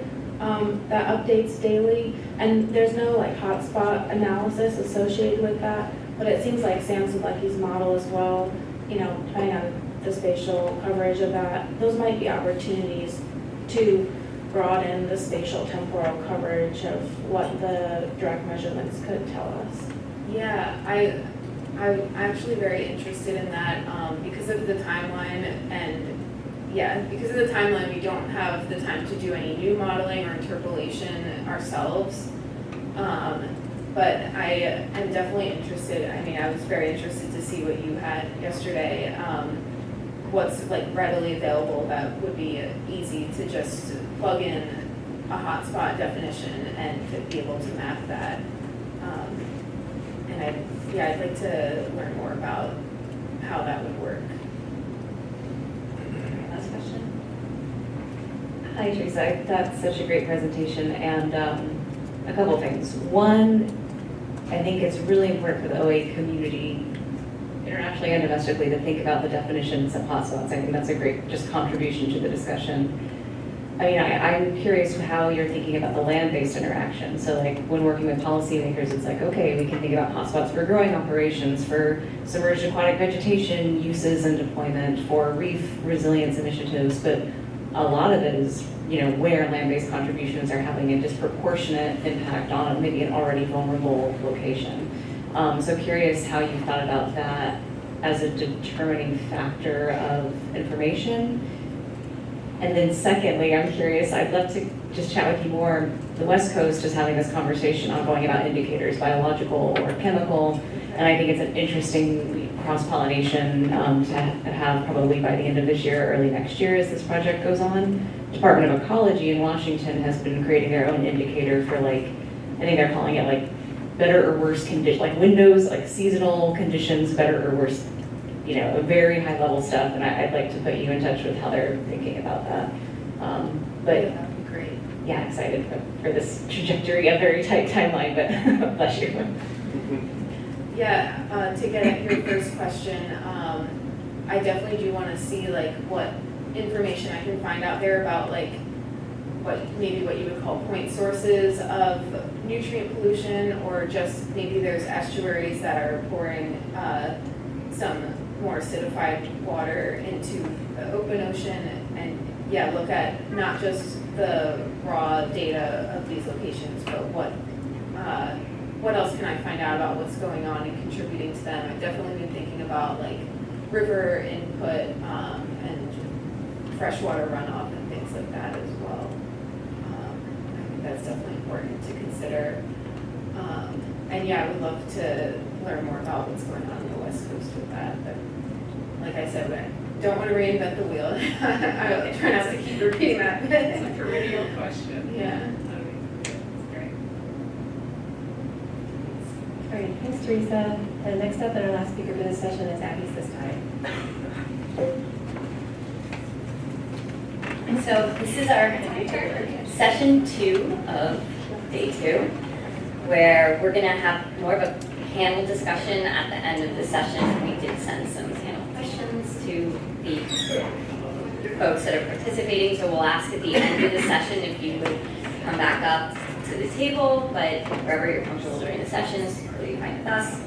So this is going to be our session on marine carbon dioxide removal. This has been a really big topic over the last, about 2 years now, where we're really starting to incorporate MCDR into a lot of the CAN planning over the next few years, because these are topics that are obviously very interested, are of interest to our communities, and we want to make sure that we're keeping everyone kind of up to date and on the same page.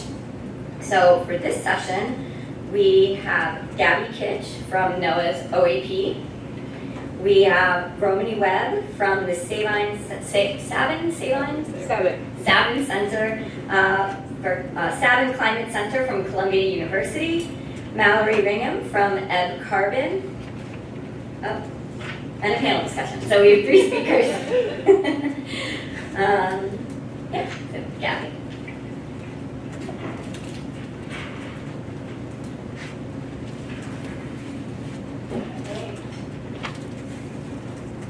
Hi everybody, I'm Gabby Kitch. I'm with NOAA's Ocean Acidification Program. I'm the carbon dioxide removal lead there. Today I'm going to be talking about an overview of new federal investments on marine carbon dioxide removal. And first, before I start, I just want to thank MACAN again for inviting me here and also inviting this conversation around marine CDR, I think. Exactly like what you said. It's a growing topic of interest and really great to have MACAN engagement around this. I also want to just preface this by saying we won't have enough time to dig into the details of the projects. You'll see kind of how diverse the portfolio is in this presentation. So happy to talk more specifics about the projects that might be going on in the Mid-Atlantic region later. But I'll give you kind of the story behind kind of how this funding opportunity came to fruition and also what the portfolio looks like more generally. So first to start out, just a little preface about carbon dioxide removal and marine carbon dioxide removal especially. So why is everybody talking about CDR these days? As you all probably know, the recent IPCC report, or Intergovernmental Panel on Climate Change report, states that we need to now remove carbon dioxide from the atmosphere through negative emissions technologies, or CDR is kind of used synonymously with negative emissions technologies as well, in order to stabilize our climate at that 1.5 degrees Celsius warming point. So this is an adaptation by the WRI, the World Resources Institute, that looks at time on the x-axis versus gigatons of CO2. And you can see that current policies are business as usual situation, and this one's not as lumpy as maybe it could be. Again, it's an adaptation. Really create this gap between where we need to be, which is this navy blue line, and where we likely will be. So I first want to preface this by saying in order to get us down closer to that 1.5 degrees C line, our target goal, we do need to rely on these conventional mitigation techniques. So first and foremost, we need to cut emissions. We need to move over to renewables. We need to kind of do these big systems change to stop emitting carbon. But we also need to rely on these carbon removal approaches. So that's the green segment there that will continue to bring us down to that 1.5 degrees Celsius warming. So these kind of removal approaches, I'm not going to go into too many details, but just give broad overview. There's things that happen on land, so people probably know about like afforestation, so planting a lot of forests and trees. There's also direct air capture hubs, which is kind of like the more engineered solution, right? And then there's this whole suite of technologies that happen in the ocean. So just very quickly here, we have technologies that rely on macroalgae cultivation and then sinking those, so basically growing seaweed and sinking it. We have things called ocean alkalinity enhancement, which there are different methods to get at that. Mallory will probably talk more about that later, which is exactly what it sounds like, adding some alkaline substance to the ocean in order to draw down carbon from the atmosphere into the ocean. We also have things that rely on the biology, so things like ocean fertilization and artificial upwelling and downwelling. We also have direct ocean capture, which is very akin to the air equivalent that we just talked about. On the government side of things, you'll probably have seen that the Biden-Harris administration has really been taking interest in carbon dioxide removal. So you can see kind of from the suite of executive actions and reports on the bottom here, carbon dioxide removal is mentioned in many of these. Specifically, I want to call out the Ocean Climate Action Plan that was delivered in March of this year that calls out marine CDR as an ocean climate solution and outlines a lot of actions the federal government can take to support that ecosystem. At NOAA, we've also been thinking about carbon dioxide removal for a number of years now. And in June of 2023, we produced this strategy for carbon dioxide removal research. So if you haven't seen it, I encourage you to go check it out. This little QR code at the top of the infographic will take you to the landing page. You can also just email me. I can send you the direct link. And this CDR strategy outlines kind of 9 different CDR technologies or strategies and talks about NOAA's assets that can be used to support, again, the CDR ecosystem. So in general, there are 13 different assets that are called out in this strategy. I've outlined kind of the buckets of those assets here. So As probably many of you are familiar with, NOAA has a lot of investments and capacity around observing networks. We do a lot of modeling of different pathways, so we could adapt those models for CDR pathways. Our research on environmental impacts could also support the CDR ecosystem. And of course, our decision support products for marine spatial planning, data management, et cetera. And NOAA is not the only agency that has been thinking about marine CDR. So actually, I believe this conversation started in the interagency working group on ocean acidification, where there were rumblings of marine CDR and what do we do about it, and how can we support this research. And so people kind of went offline and started looking for avenues as to how to collaborate on this research, and came across the National Oceanographic Partnerships Program, or NOP. So NOP is a great avenue, as outlined here, that facilitates these partnerships between the federal government, industry, and academia. And most importantly, it allows for an avenue to leverage these resources across agencies, especially for topics that are greater than one agency's mission, right? So that is the case for marine CDR. In 2022, NOP was utilized in order to support the first kind of marine CDR research project. And so we have the title here, Electrochemical Acid Sequestration to Ease Ocean Acidification, or EASE OA. There's a recent press release that went out by Carbon, which I've screenshotted here. You can check it out. Their system kind of just went online at Swim Bay. So we have the research partners outlined here, and of course this was funded through OAP. Again, we utilized the NOP. The Climate Works Foundation provided a generous philanthropic match, and the Department of Energy Water Powers Technology Office contributed to this call as well. So then, this year, we utilized the NOP again, especially with thanks to our former director, Libby Jewett, who really fundraised $24.3 million for marine CDR research. And this includes funding through the Inflation Reduction Act, which I'll talk a little bit more about in the next slide. But right now, I just want to highlight the partners that were involved in this call. So they're listed here, but I think it's important to also say them out loud. So the US NSF, the National Science Foundation, Ocean Science Division contributed to this. We have the Office of Naval Research. We again have Climate Works Foundation, our philanthropic partner. DOE, the Fossil Energy Carbon Management Office contributed, and also the Water Power Technology Office again. From NOAA, we have OAP, we also have IU's support, the Global Ocean Monitoring and Observing, and of course the non-appropriations that went towards this call. So the Inflation Reduction Act, as you all probably know, is one of the largest climate investments in US history. And so now you can kind of see where these dollars are being spent. So we were able to get some of these funds through the Climate Resilience Accelerators, which is a program supported through IU's. So that bottom link here, there's a lot of links and QR codes, so I've tried to include as many as people are interested in, but I could also just send me an email, I can send them to you. If you Google IU's Inflation Reduction Act, you can see kind of the priorities they've outlined for these Climate Resilience Accelerators. We had a press release come out last week, which is why we're able to formally talk about this opportunity publicly. I'm so excited about it. So if you want to look at the press release in more detail, the QR code will take you there.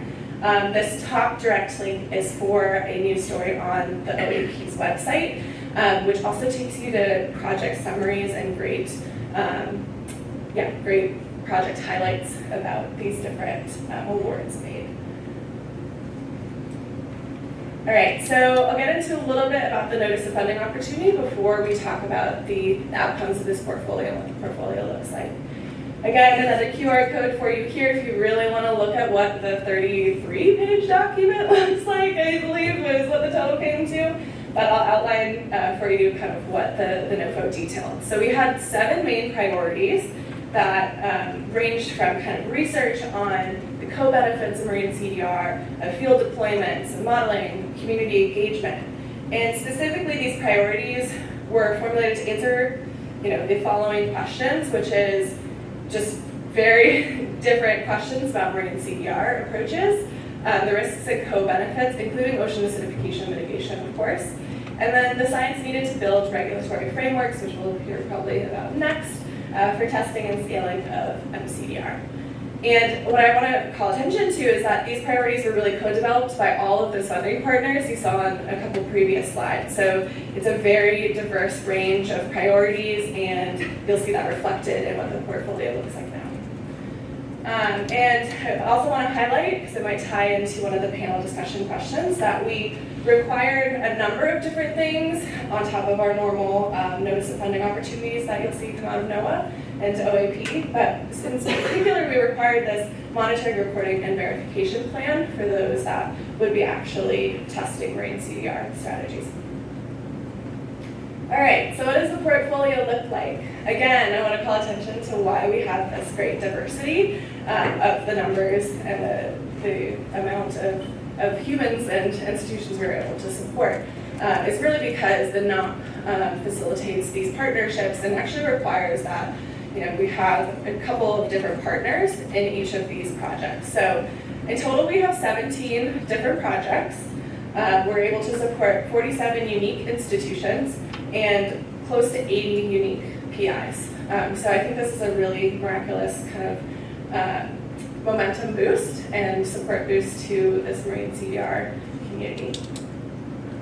We also have quite the geographic range here. So the size of the bubble kind of corresponds to the number of PIs grouped by 1, 5, 10. I want to give a special thanks to Dr. Kalina Grab for all the graphics you'll see from now on in this presentation, who has been supporting parts of this portfolio. And yeah, you can see that there's a number on the West Coast, a few in the middle of the country, only a couple kind of in the southern United States, and then a lot congregated in the Northeast. And this is just highlighting where the PI's institutions are based and not necessarily where any field projects are going on due to time. So here are the 7 priorities that I alluded to earlier. So I'll just kind of walk you through this figure just briefly so that you can absorb the depth and breadth of this portfolio.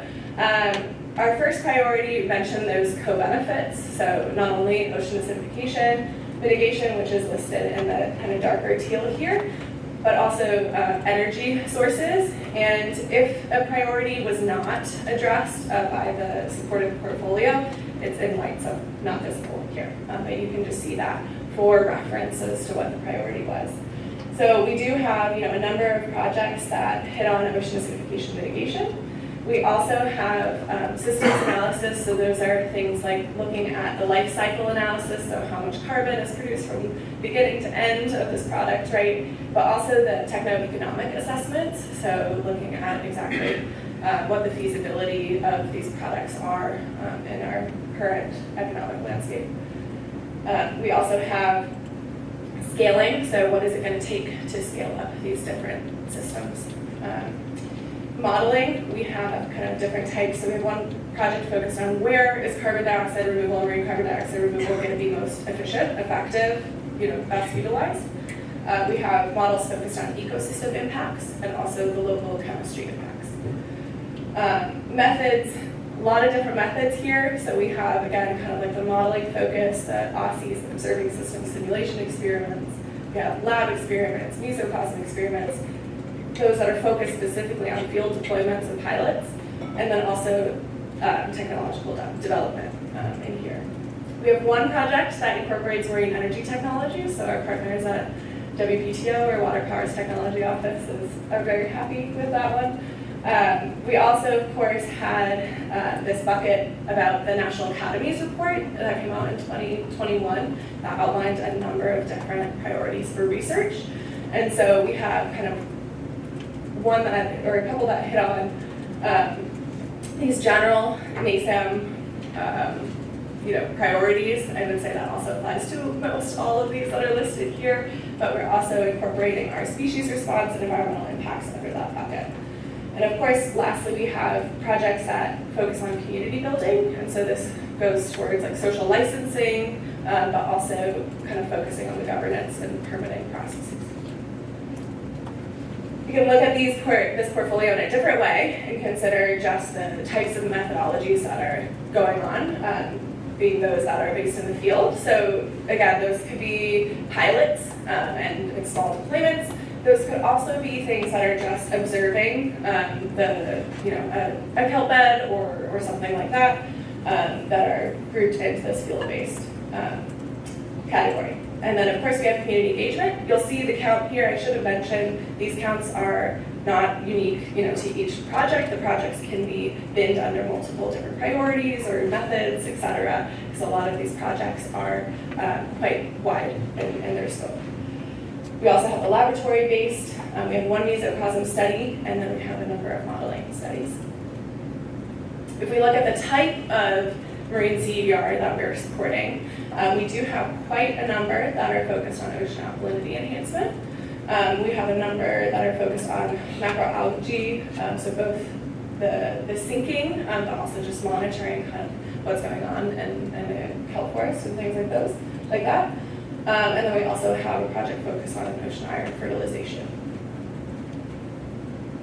So next steps, I'll wrap up here pretty quickly.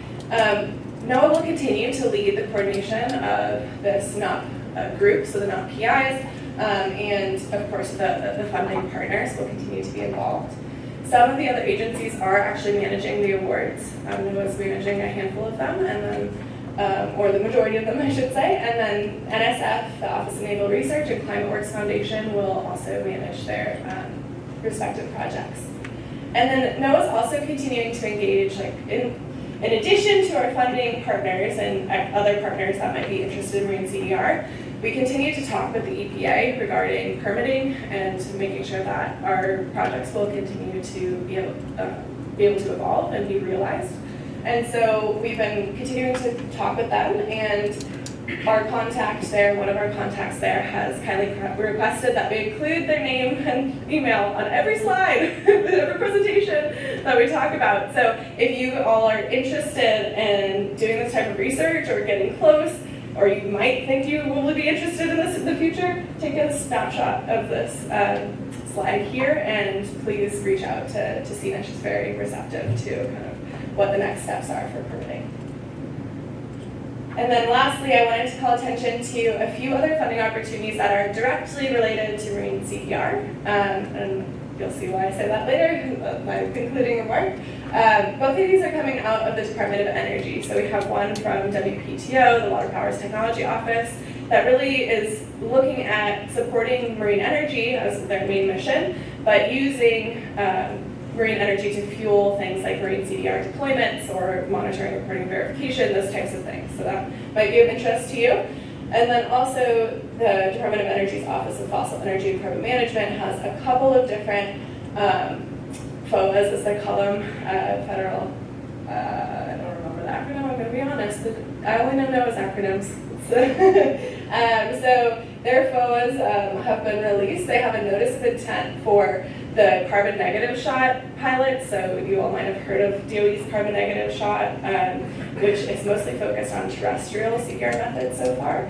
But it does include an area of interest for marine CDR pilots as well.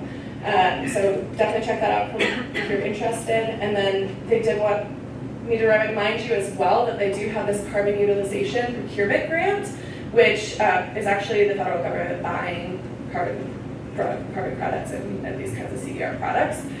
Marine CDR is, technically written into that as well. So you could apply to that. I will mention too, NOAA has, a number of opportunities, especially coming out of this Inflation Reduction Act funding, that might not be specifically geared towards marine CDR, but you could always, with the climate resilience and climate mitigation kind of scope, I would encourage you to look closely at those opportunities as well. And with that, I will move on to Carly.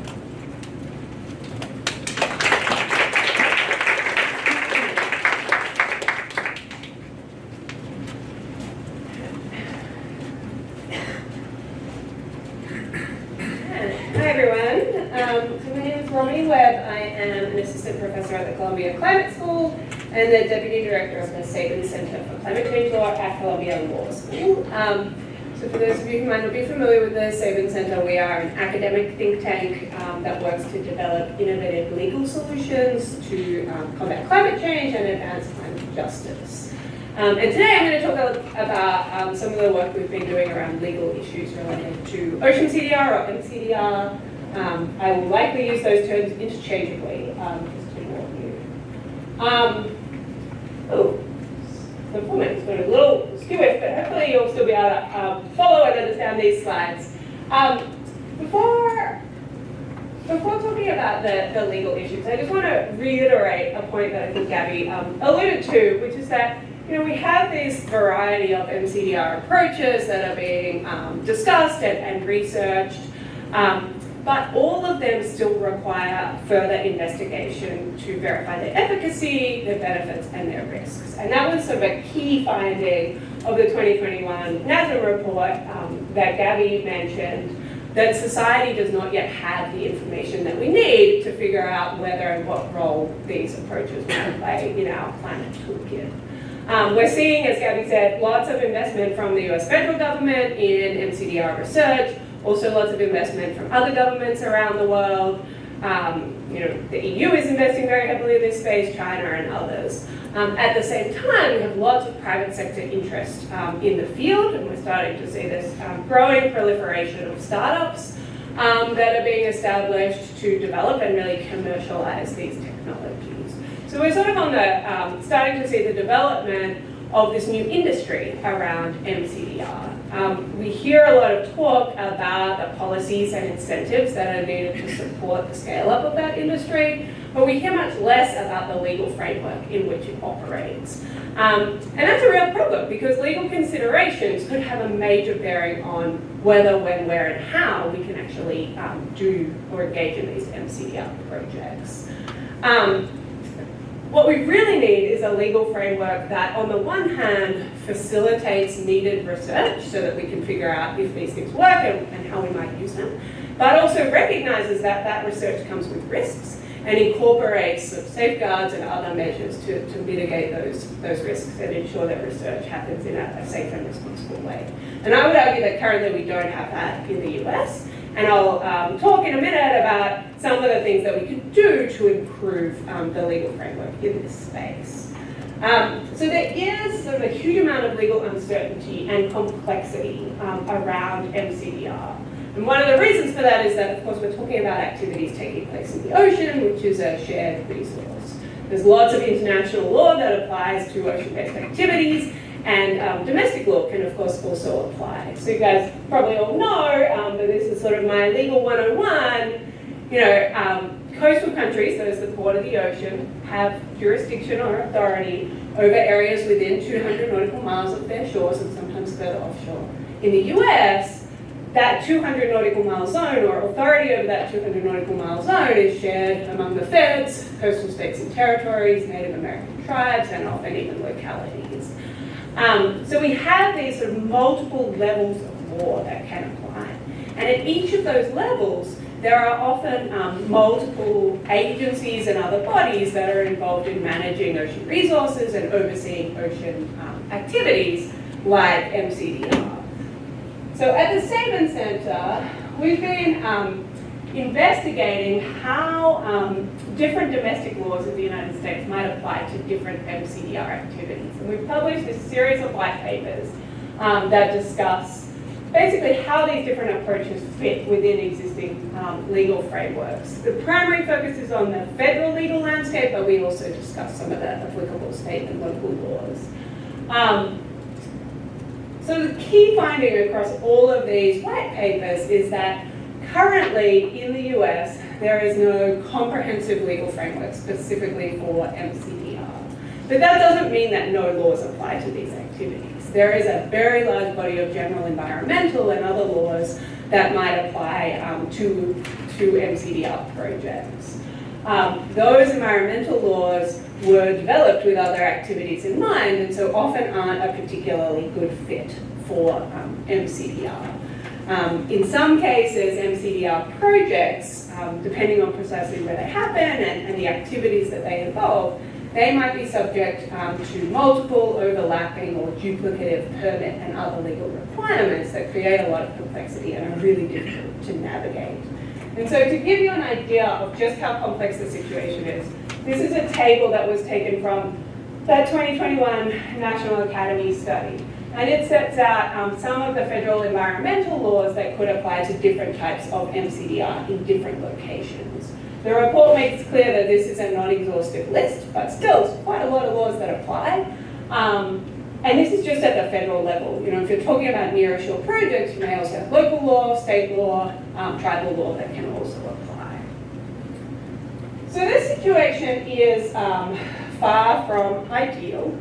You know, navigating this legal framework is going to be really difficult for project developers. It's a lot of different agencies to deal with, a lot of different laws to engage with, and the sort of time, cost, and complexity associated with doing that could really hinder the sorts of research we need to investigate these activities. At the same time, as we sort of investigated how these general laws might apply to MCDR, we identified a number of key gaps and shortcomings that mean that these existing laws might not always adequately protect the environment or communities. So in certain circumstances, some MCDR activities that are notionally under the jurisdiction of the United States might be entirely unregulated by the United States.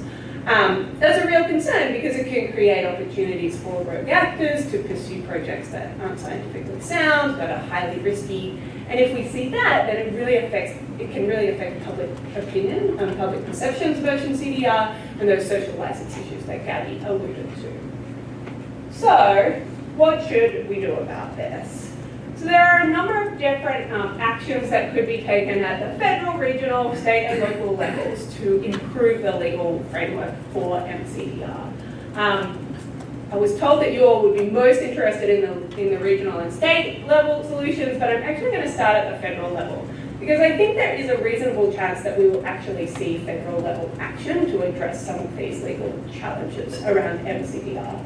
That could either happen on the executive side, or we may see congressional action in this space. Starting with the executive, Gabby mentioned the Ocean Climate Action Plan, which specifically calls out the need to develop an effective legal framework for MCDR. It identifies that there are permitting issues in this space, and it calls on agencies to take steps to address those issues.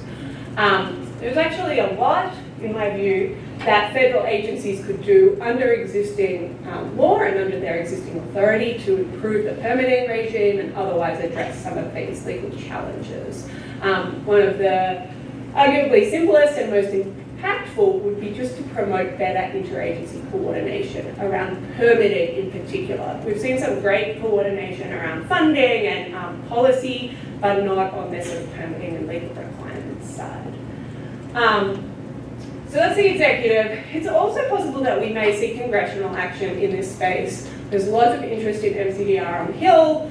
Gabby mentioned the funding that was provided in the Inflation Reduction Act. We see lots of discussion amongst members of Congress of MCDR.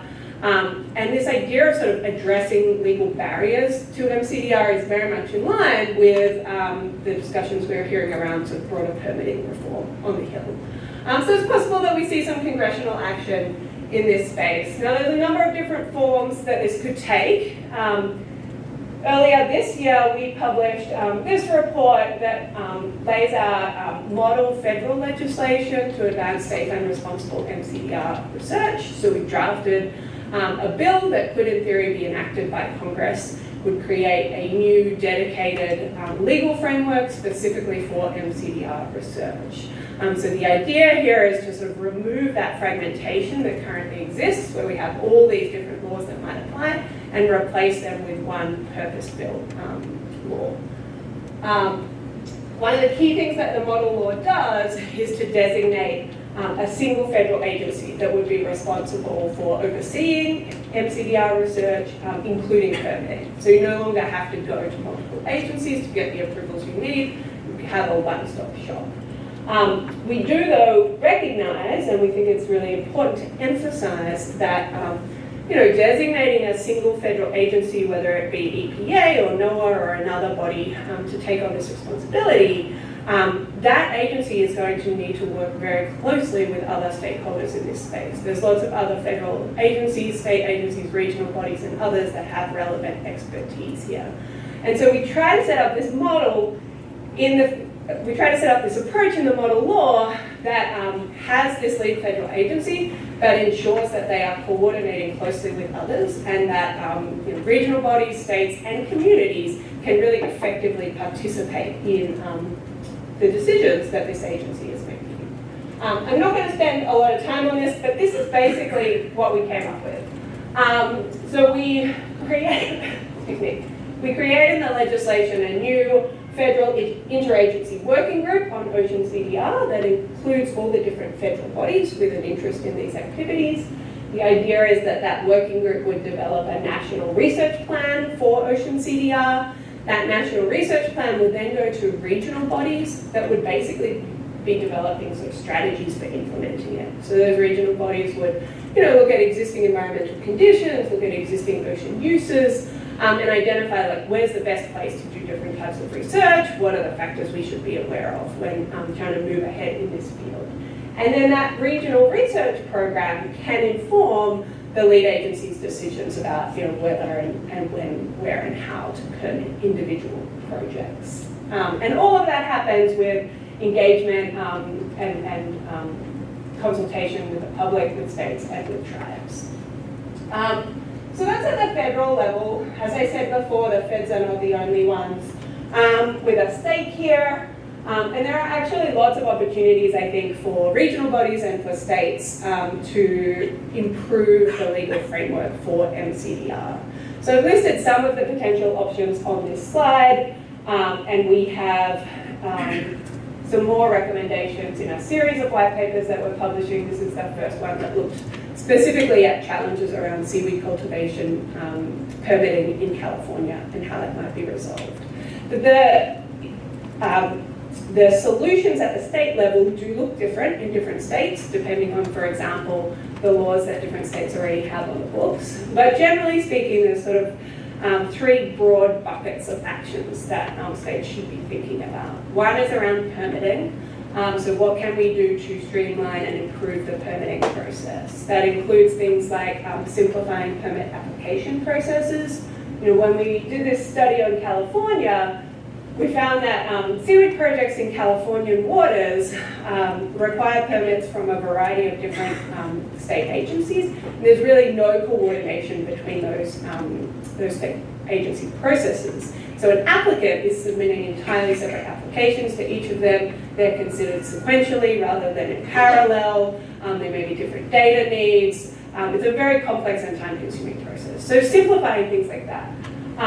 Clarifying criteria for issuance of permits. Again, in the California case, seaweed farms require a state water bottom lease. And the sort of standard for issuance of that lease is whether it's in the public interest. It's a very nebulous standard.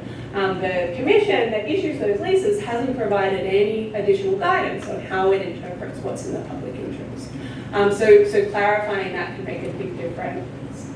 In some cases, it might be necessary or desirable to establish new permit classes specifically for research activities that provide a bit more flexibility.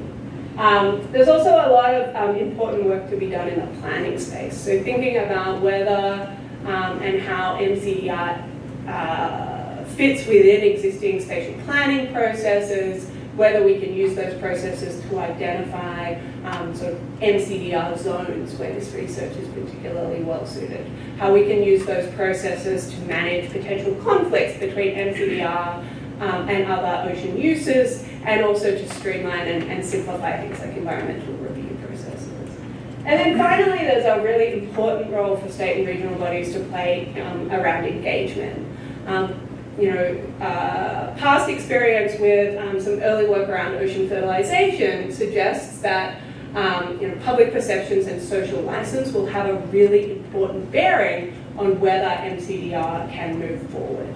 And so educating and engaging stakeholders, including local communities, about what's involved in these projects, the risks they present, the benefits they might bring, etc. is really important. And regional and state bodies have an important role to play in that.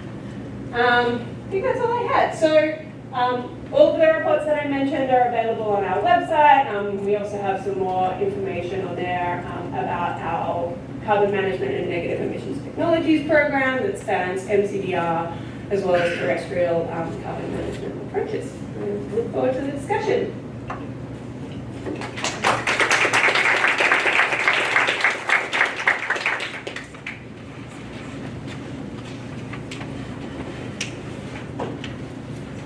Okay, so we have me and a panel before lunch, so I'm going to fly through a lot of these slides. My email is on the bottom of this one, so feel free to mark it down now if I don't get to questions. So I'm a chemical oceanographer. I came out of Woods Hole working with Alec Wong's group developing GIC sensors. I moved from there to Stony Brook University as a postdoc working on ocean alkalinity enhancement in a project called CMATE. And earlier this summer I moved full-time into industry, so I'm now working for Add Carbon, trying to lead MRV around some of our pilot experiments. So I'll be touching on a variety of things that Gabby got into, and we'll start with copying the same figure. So this is the one that we all love to see in every IPCC report. We talk about this a lot, estimated between 5 and 17 gigatons of carbon removal per year to stay at this 1.5 degrees Celsius warming.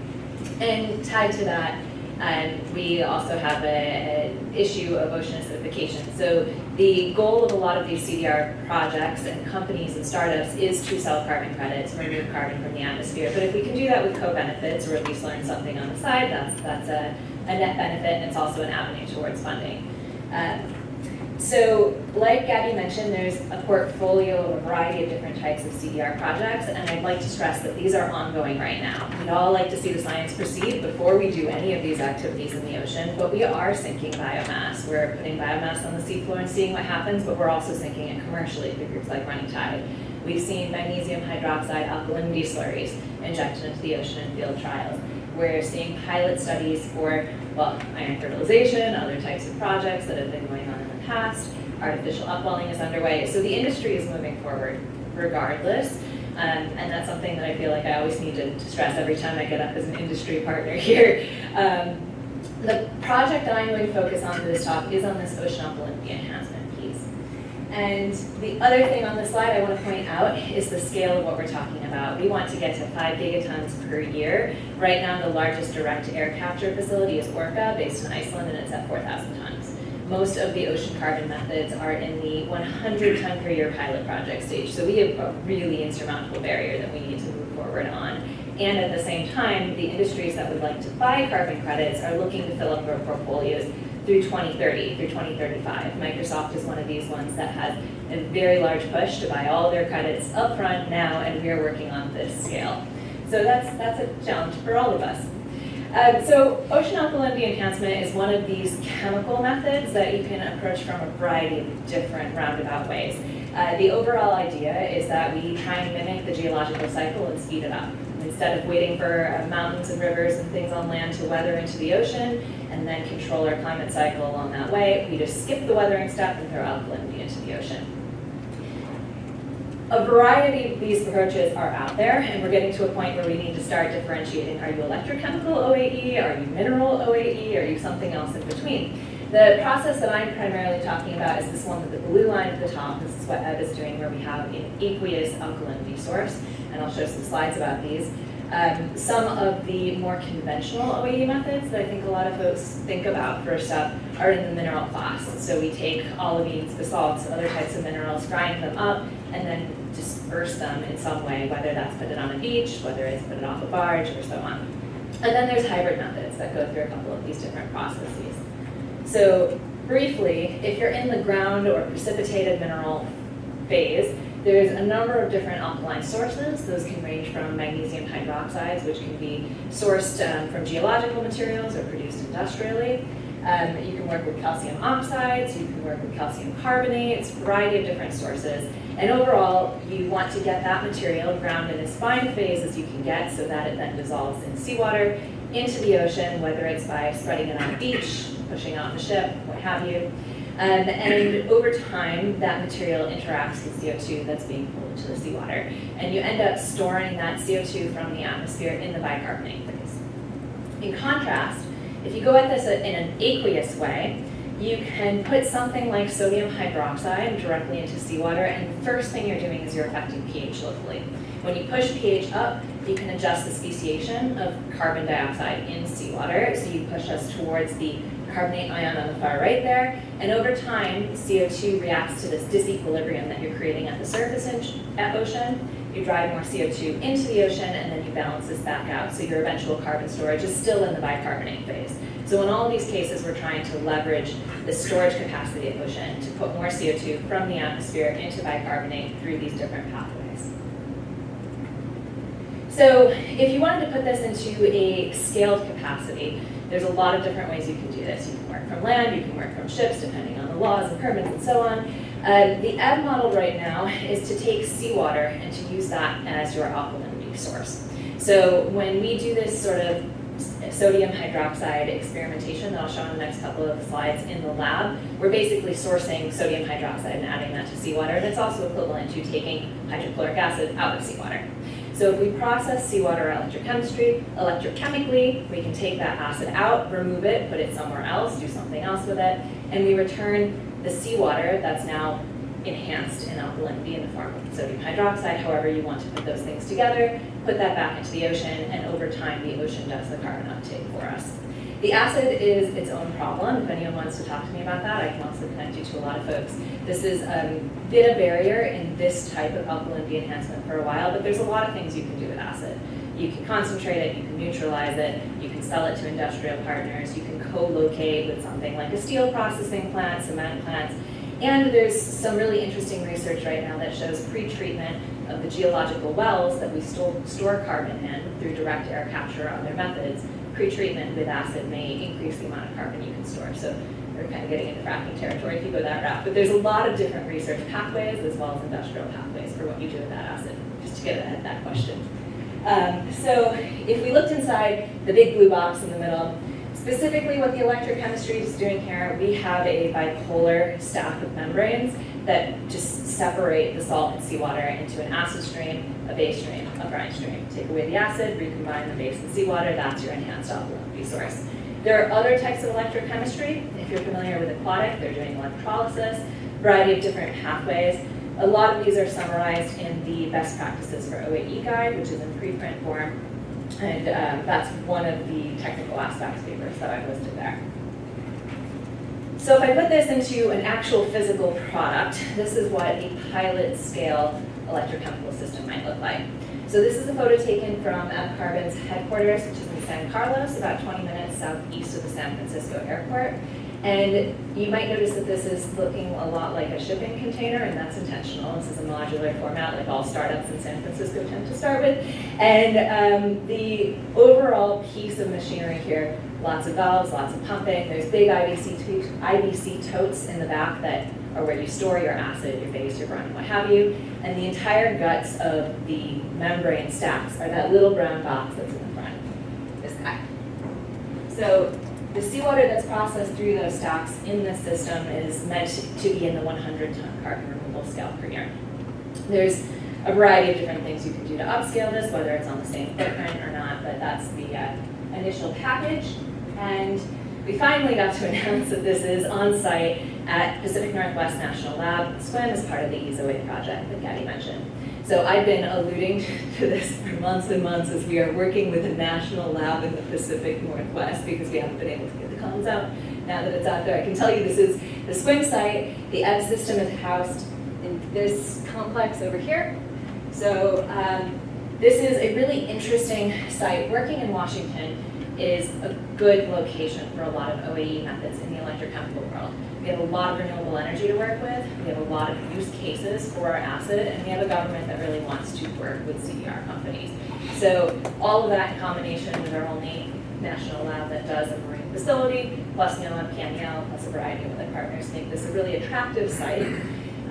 SWIM has its own wastewater setup, and the end goal of this project is to, in phases, explore how you do this OAE ex situ in tanks, which is what I'll be talking about, and eventually release alkalinity to the bay. We are not doing that now. We will not be doing that for quite some time. That's a phase 2 down the line. So just putting that out there ahead of time.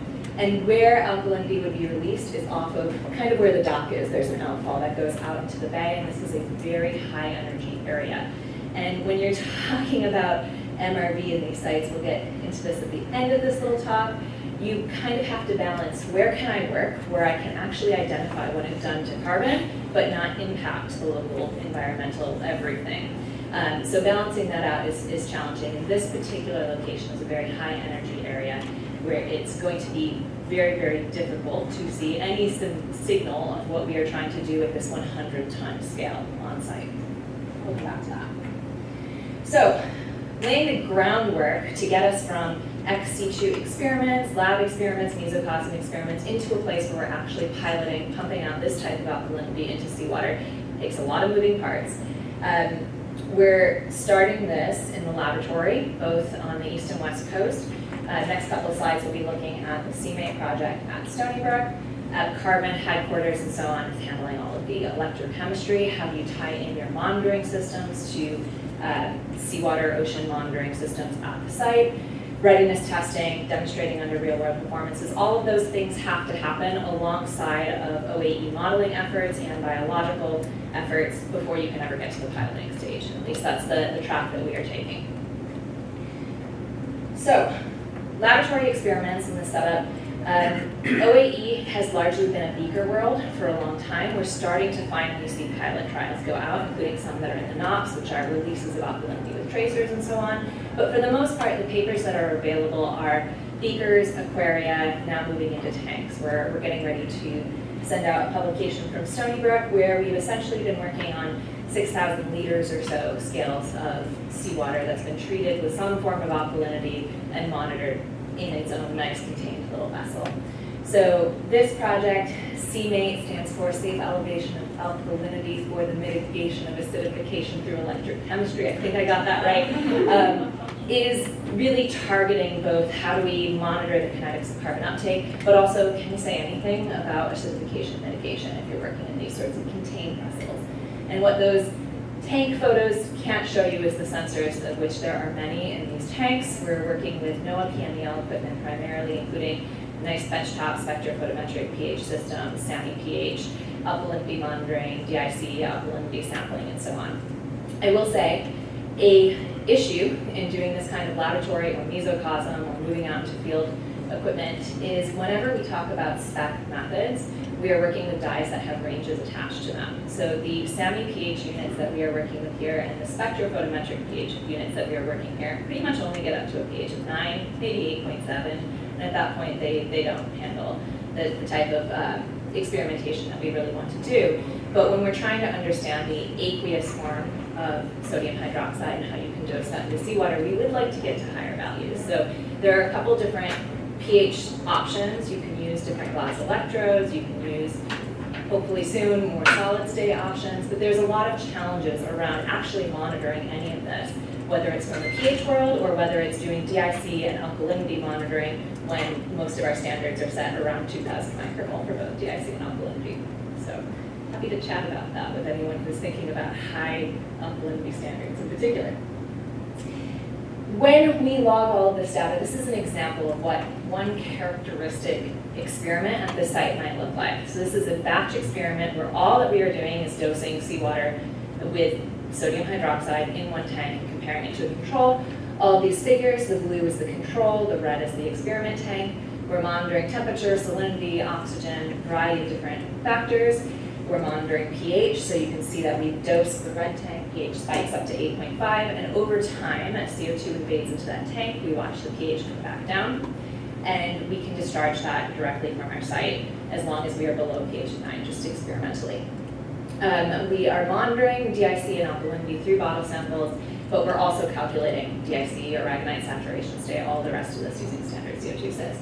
And the end goal of what we're trying to get here is what is the change of DIC in response to a certain amount of alkalinity that you're dosing in. That's this bottom plot, and you can see it takes a long time. It takes a long time for seawater to take up CO2. You can play with this. Are you bubbling in air? Are you forcing wind? What sorts of factors go into that experimentation are really going to matter when you try and move this out to the field. But you can imagine if it takes me 60 days to see DIC uptake on order of around 0.7 to 0.9 moles of DIC uptake per mole of alkalinity in the form of sodium hydroxide added to seawater. If it takes months for that to happen, when I do this out in the field, all of that alkalinity is affected, diffused, gone. So monitoring is a challenge. So we can do this in the lab to some extent, but we're missing biology, we're missing all of these other factors that are going to be hugely, hugely important. This figure is just kind of summing up a variety of different experiments where we dose to different levels of pH and alkalinity.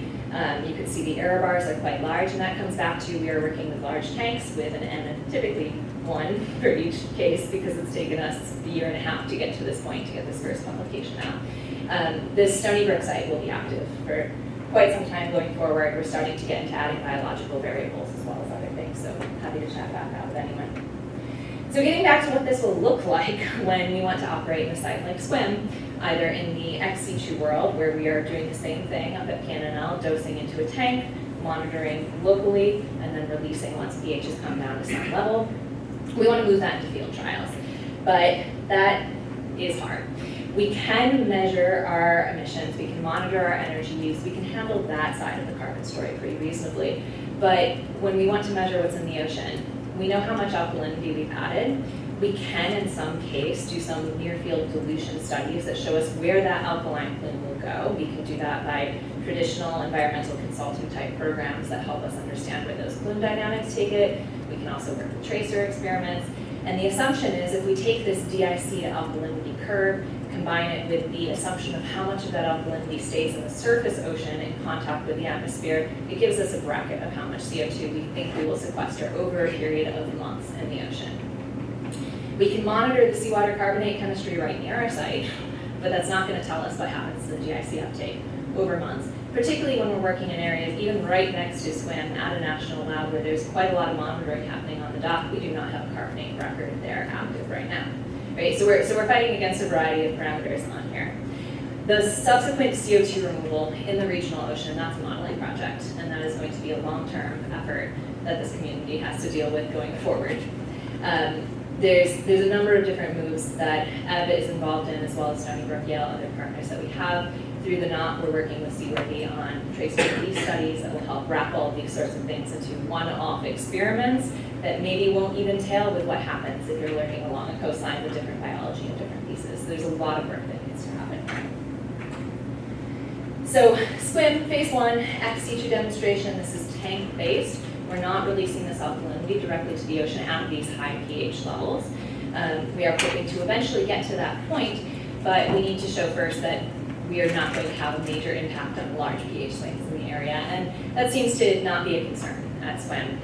We've been working closely with the Sailor Sea modeling folks who have been upscaling the regional nodes within SWIM Bay. It's taken quite a lot of time to get this resolution, but you can see on the left-hand plot there's a much larger coarser grid on where these arrows representing current are going compared to the right-hand plot. And this is getting us to a point where we can simulate the input of alkalinity into a specific area and then not actually see it in the model because we're working on such small values at a 100-ton carbon removal capacity. And even if we upscale that, if we go up a order of magnitude, this is a very high energy area and that product is going to be gone very quickly. So there's a lot of work that needs to be done here. At the same time, there's a team at Canada and UW that are working on biological responses, including oyster, eelgrass, apofauna, and so on. So MRV, and we've been to a lot of the CDR conferences. We always argue over what is the M even. Is it monitoring? Is it modeling? Is it modeling? It is all of those pieces. For this site, within this EaseAway collaboration, we're looking at all of the measurement that you can do right at that site, and that's pretty much what we are going to have to work with in the near future. The laboratory experiments will get us some pin in what this DIC to alkalinity curve looks like, and tracing that alkaline plume through modeling space is going to help us extrapolate what the CDR potential of this region will actually look like. At the same time, there's all of the emissions accounting, full life cycle CO2 analysis, which at least has some precedent in a lot of other fields. For our purposes, Ed considers everything that is oceanographic to be publicly accessible data, peer reviewed, everything. It helps when you're working closely with the National Lab and NOAA and other academic partners that we can really lean on that in a way that we hope the industry will continue to do. We just set up an agreement with Eco-Engineers as our first verifying body. Pretty much the way that these carbon removal contracts in the MCDR space work right now is that you need a verifier. Who that verifier is pretty unclear because this is a new industry to all of us. And that is not a case of someone else comes out and helps collect your data and then analyze it. This is you pass off your CO2 numbers to someone else and get an audit on your procedures and so on. So there's a lot of work in what that looks like, but there is a fair amount of cooperation towards ISO standards, database registry, and so on. And I think with that, acknowledgements to all of these folks at varieties of groups, and that can hopefully move us into questions in the panel. Yes? Hi.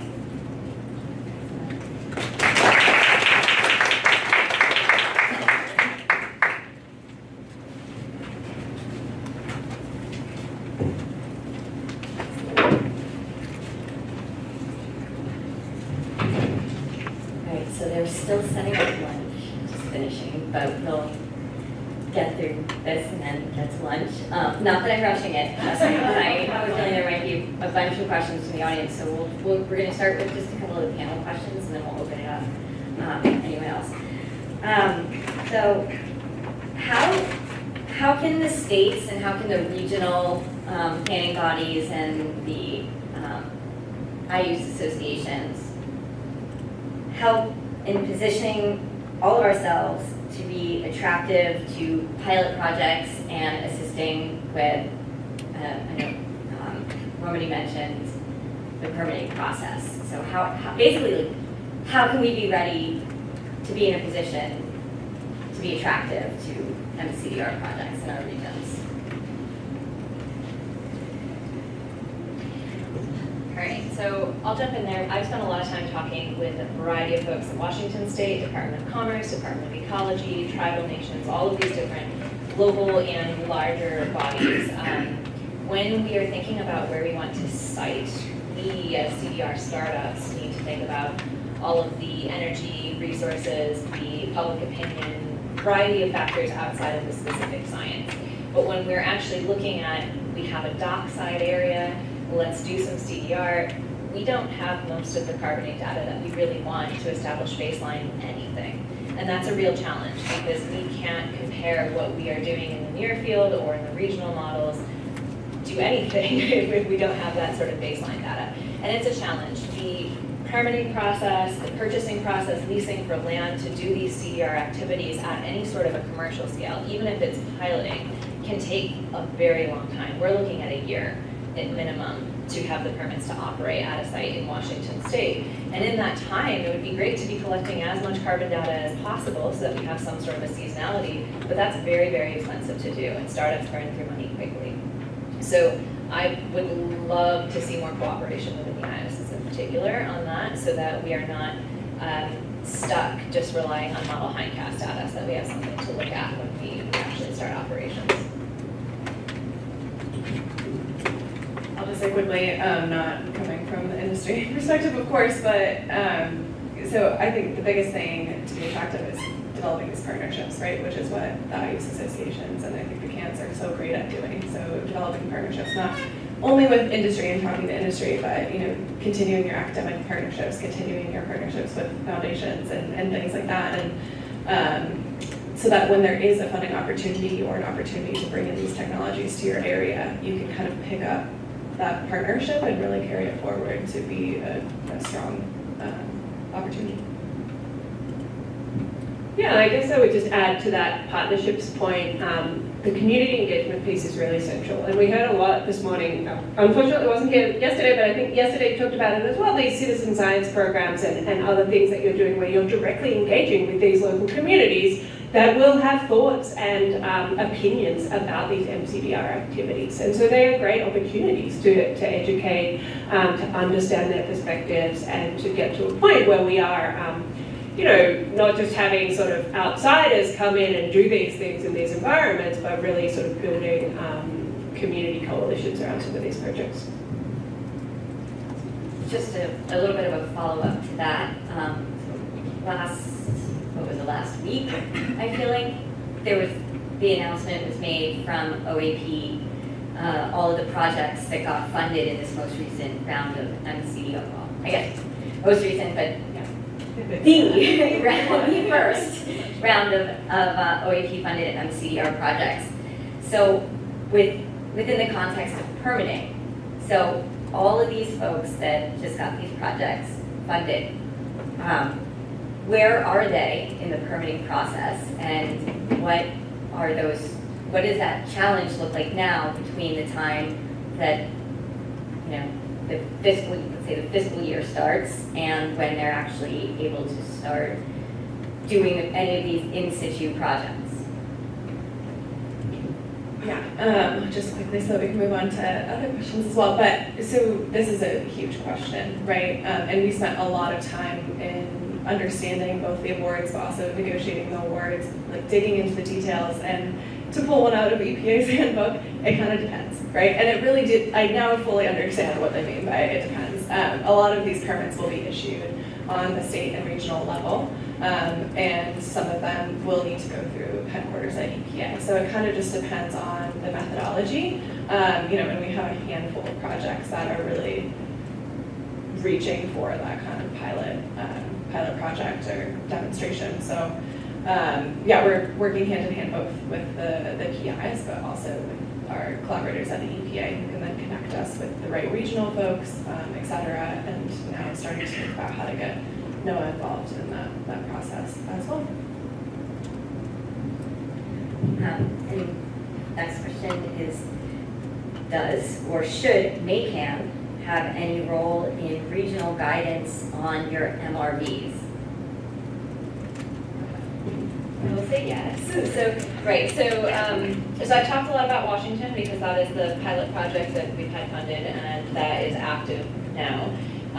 We are looking at East Coast sites. I'm coming out of Stony Brook. We have Long Island Sound, and there are a number of different locations that could be attractive for a company like Edible or for a variety of other projects. We've seen Vesta do beach restoration. We've seen Planetary Technologies further up the coast. There's a lot of activity that can go on, but a lot of the startups that are in this space are not staffed with that many scientists to begin with on the ocean sphere. You kind of start with your engineers, you start with your business folks, you fill in the science as you go, depending on your method.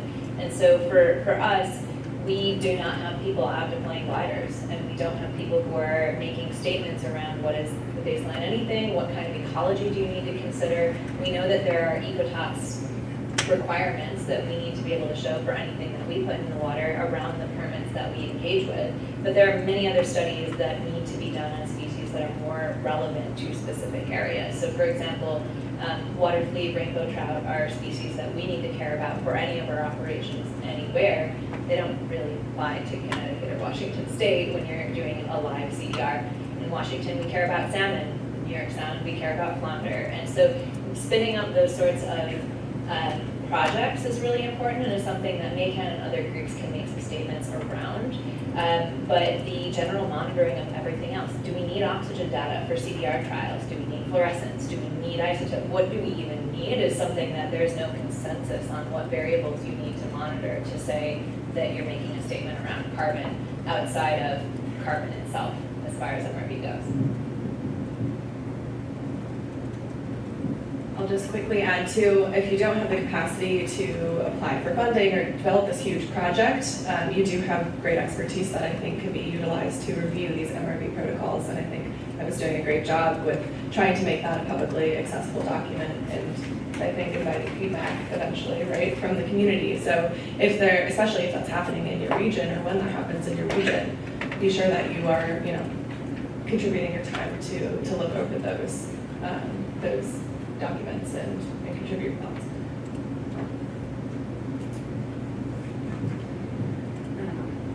What do you think right now are the needs for workforce development, not only in the area of research, but on the political side, or laws, permitting, environmental monitoring? this is a huge question. It's a massive question, right? And I'll plug something maybe that is brewing and developing with a lot of early career researchers here, but I'll just say that I think a lot of early career folks, and I don't want to speak for everybody in this room, but are really excited about climate solutions and ocean solutions, right? And are eager to move into a field that does make a difference. And I think that right now, potentially early career researchers, might be underutilized, but also, maybe not educated in a way that's conducive to utilizing their full potential for this industry. And so thinking about, redesigning curriculum or making sure that we are, not taking the professors out of the universities that are excited about this so that they can keep teaching their students and those types of things. But if this industry is going to scale the way that it's projected that it needs to, there's going to be a huge need for experts of all level, from those coming out of undergrad in ocean science to PhDs to technical hands and operational experts and things like that. Yeah, I'll keep plugging. So I'm involved right now with hiring directly as a scientist for EB, as well as postdocs that get shuttled into the labs that we work with, including Stony Brook, UW, a variety of other places.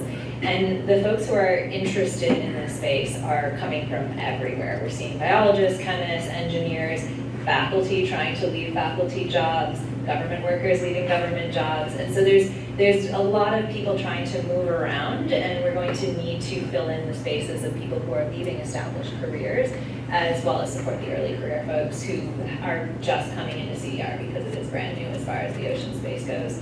And something I spend a lot of time thinking about is how do we do this in a way that really truly supports the needs of young scientists, so that we don't have a pipeline problem in industry the same way that we already see in academia. So we keep being told that CDR is a major, massive investment. There's so much money behind this. It's billions and billions of dollars industry. Are the salaries going to keep up with that? Is that something that you can really attract a bench chemist to do this kind of work, or attract field scientists, or attract welders out on your site, and so on? So that's something that cooperation at all levels is really going to be necessary for. Well, I won't tell a group full of scientists that we need more lawyers in the world, though I do think we need more lawyers who work on this topic. But I think Gabby's point about thinking about how we educate people that will work in this space is really important, because even more so than other terrestrial CDR approaches, MCDR activities have really sort of interdisciplinary implications. There's policy implications, there's law, there's economics, there's science, there's social science, the full gamut. And we tend to educate people in a very siloed manner. And so it's really important that, particularly in this field, but in a bunch of others as well, we sort of break down those silos and think about training scientists who are working on biology and chemistry on the social science aspects and the governance aspects. One of the things I do at Columbia is teach a course on social, ethical, and governance considerations around greenhouse gas removal. And that's exactly what I do. I teach scientists about the law and the policy and the justice and the ethics around these activities. And I think we need a lot more of that, so that people come out into the field and they understand all dimensions of this problem and can really contribute to it in much more meaningful ways. Sorry, I forgot my plug. So keep your eyes out. So there's a a Global Ocean Distribution Observing Network hub focused on early careers. It's called ICONIC, the International Carbon Ocean Network of Early Careers. Yes, okay, finally nailed an acronym. So we're going to be writing a perspectives paper about workforce development, especially from an early career perspective, involving early careers and in an international community. So just keep your eyes out. We'll eventually get it out. It's in the very early stages. Do we have any questions from the audience?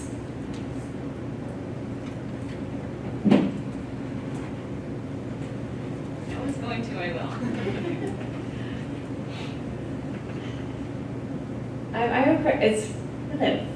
My question is sort of for Ed Carbon, but it's sort of existential to the OA community in general. So Valerie, I'm sorry in advance. What I grapple with a lot is the notion of scale, right? So when I think about the Ed Carbon project, I'm this is a super good potential coastal acidification remediation, resilience building activity. And you could imagine, again, with different pilots, that being a place-based activity.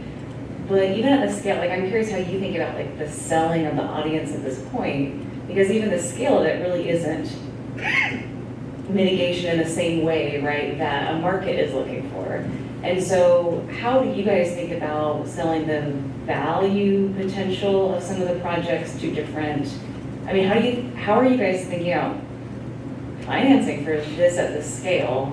Is there a goal to make it bigger, and is there a thought process on selling the virtues of OA adaptation remediation as much, or at least in tandem to sort of the mitigation shiny object?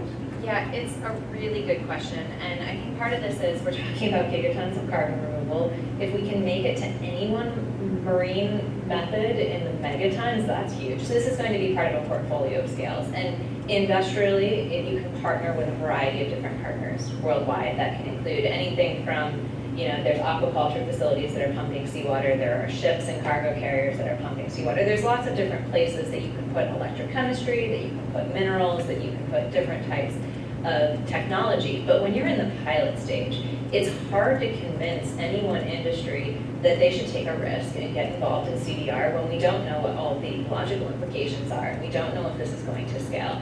And so there are some places where you can find partners who are really excited about this. Hatcheries tend to be really excited about this, potentially because we think about, can we mitigate acidification issues at your site? If you're working somewhere with still water or in tanks, we know that adding hydroxide to water will raise pH, and we can engineer a solution to keep it a little bit higher, and that can be beneficial. But if you're just talking about putting this out for carbon removal, that's a different problem, right?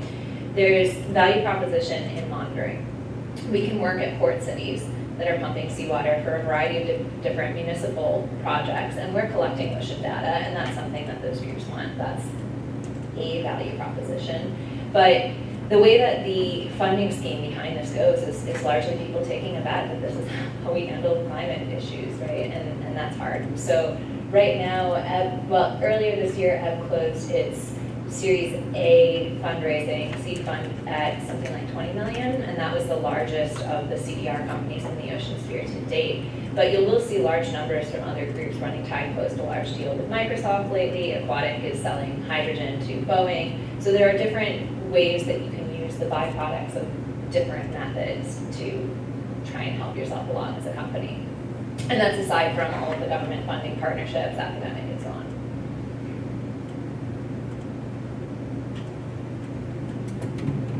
Yeah, are there biological removal rather than chemical removal technology being considered? In my mind, I'm thinking of cyanobacteria as the main sequestering agent. There are many projects around that. So Running Tide has been doing sinking of kelp and macroalgae. Brilliant Planet is growing algae and doing a variety of different things. There's startups as well as the academic world. I'm less involved in that, but on the NOPS, there's a number, right? Yeah, they're in that world. Any other questions? Sorry, I just want to add to your question as well. I will say that the benefits for OA mitigation for the biological methods might be a little bit more clear. So I think we'll hear about that in the next panel, and we also heard about it a little bit yesterday with the SABs and kind of the complexity between mitigating ocean acidification. So.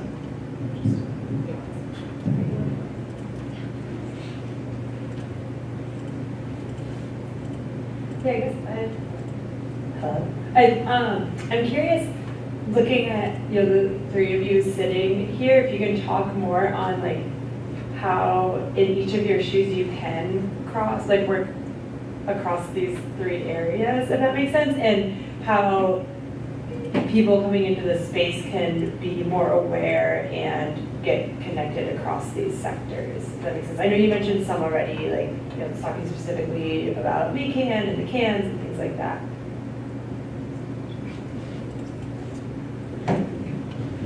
I think it's a really hard challenge, particularly for those of us in academic, who work in an academic setting where it does tend to be quite siloed.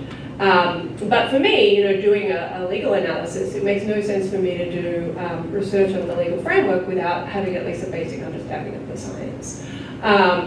And so I do try to work very closely with both academic scientists and some of the industry partners. You know, when we were developing that model law, model legislation that I mentioned, you know, we did a lot of stakeholder outreach. We held a lot of workshops with industry folks, with government, with others who are working in this space. But it is definitely a challenge.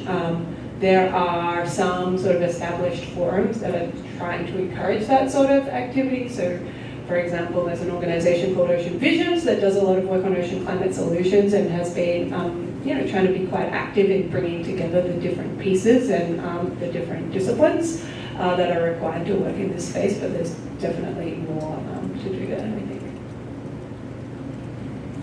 Okay, so as a carbon chemist coming out of the sensing world, I was never in my PhD or postdoc or anywhere trained to talk to stakeholders of any type, whether they're government, whether they're local, whether they're fishermen that you happen to be tied up next to on the dock. Never had ethics courses, never had all of these skills that are really, really crucial to CDR. And I'm starting to see universities that are teaching that, and I would like to think that early career organizations will help fill in those gaps. But right now, as this industry develops and there aren't that many scientists within the startups that are doing CDR, and there aren't that many policy people in the academic projects that are doing CDR, it's really a lot of crosstalk that has to happen to keep this moving. Yeah, that's a great question, and I would like to think that, you know, that's something that the government could actually facilitate with different workshops and things like that. And right now, you know, those conversations have been mostly happening at places like OCV, which, you know, funding comes back to different sources. But right now, you know, the capacity isn't necessarily there to be able to support those kinds of conversations. I feel like right now it's a little bit more ad hoc in the same way that any networking is, right? It's like if you're interested in this research topic and your expertise is in research, and you're like, all right, you meet with a researcher that might work closely with a policy person, and you ask to be introduced, like it's the same, like there needs to be more coordination, I think, and we're lucky with the NOP that they, you know, creates some barriers, but the fact that they really want to bring together academic, industry, and government partners, I think, does help bridge those gaps in a number of ways. I'll just use this opportunity then for a shameless plug for the MACAN Workforce Development Fellowship that we are about to be selecting a student or two for.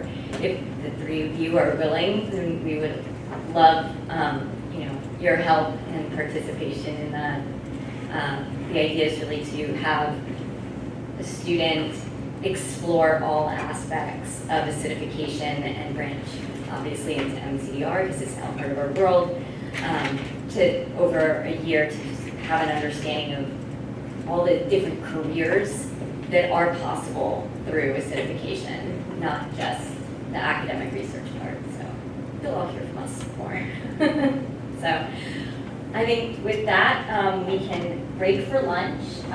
We had an hour and 15 scheduled for lunch. I think just to kind of try to keep it, you know, moving along so that folks can be out of here by the 2:30 because that was the planned time. That we'll come back in an hour from now.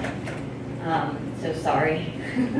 So we'll be back at let's say 1:40. 1:40. We can do 1:45. We'll do our best to get you all out of here. Well, I don't think that would get us out of here by 2:30. But okay. I mean, I'm not doing my time really well, so we'll be back 1:45 from lunch. And thank you guys.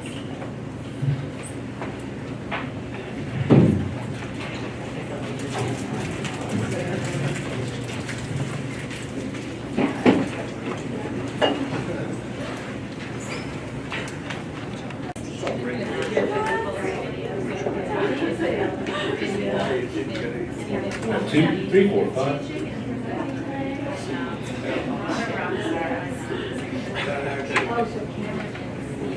Have you ever seen that skit on Saturday Night Live with Tom Hanks? Doing the mic there, like syllables. 1, 2, 3, 4. 1, 2, 3, 4, 5. 1, 2, 3, 4, 5. You're like sibilants. What is that? Sometimes there's a movie theater out there.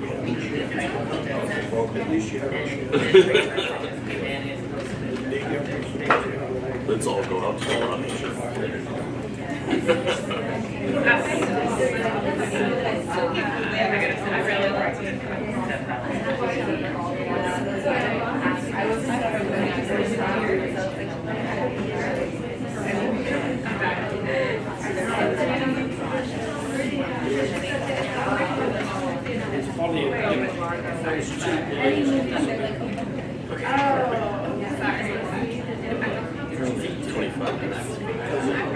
I just having fun. I think I just haven't. Well, no. I guess.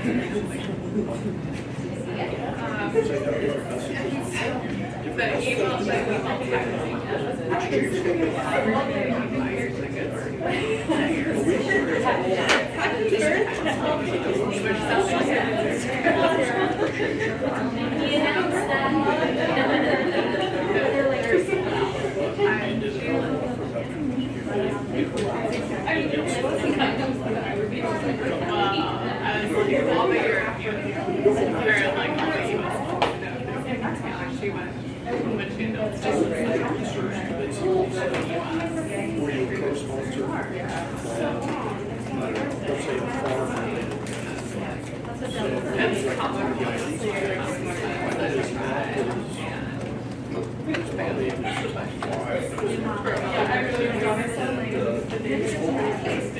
yeah, and we talked about it.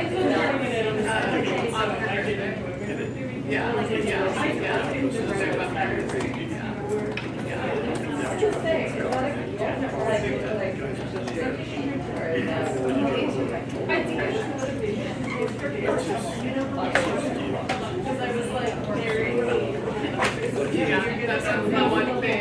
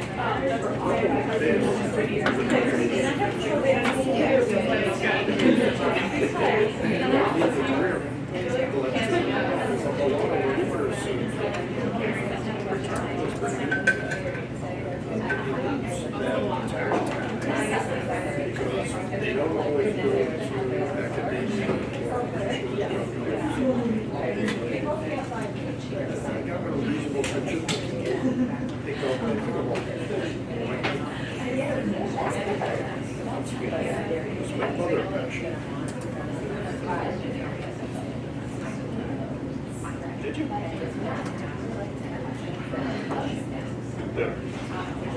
I mean, your area should be good for pickleball. I first saw it at the Villages. Yeah, one of those events. That's when he returned to. He and his wife. Down in Chicago area, Springfield. Yeah, where it's cold and nasty. They retired to the Villages.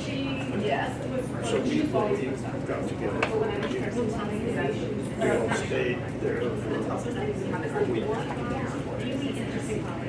Oh yeah, it's been documentaries on it. You see that? What was the name of that one where all the ladies are in the pool? And then there's the guy, the hang-along guy. He lives in his car, but all the ladies love him, and he's a drug dealer.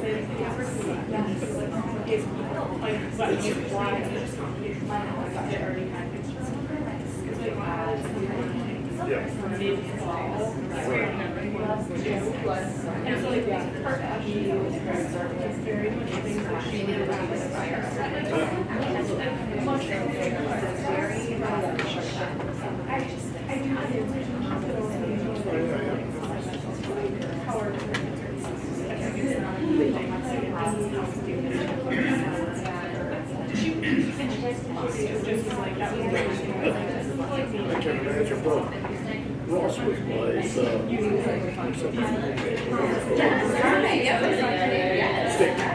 we shared the state on a ship. So we hung around with each other for a year and a half. But, All right, so last session, what his wife done. I think it's really important that we remember acidification is a water quality issue because climate action, water quality, they all really go hand in hand. And if we're able to make the connection between water quality and acidification, it can put acidification into a more tangible light, especially for many communities and stakeholders that aren't as familiar with chemical reactions as some of us may be. So in the spirit of water quality and environmental health in general, our last session today is on nature-based solutions for healthy ecosystems, which was alluded to in the last session, is certainly a very important aspect of marine carbon dioxide removal and land-based carbon dioxide removal as well. So for this session, we're going to start off with a recorded presentation by Isabel Sanchez from the University of Maryland Center for Environmental Studies. And then we'll be followed by 2 in-person presentations from Cameron Bruce from the Nansemond Nation down in Virginia on the, which river? I'm sorry? The Nansemond River. Nansemond River. Well, I probably should have known that. And Stephen Tomasetti from the University of Maryland Environmental... Eastern Shore. Eastern Shore, sorry, thank you. A lot of acronyms. So let me start the video, or whoever's going to start the video for us.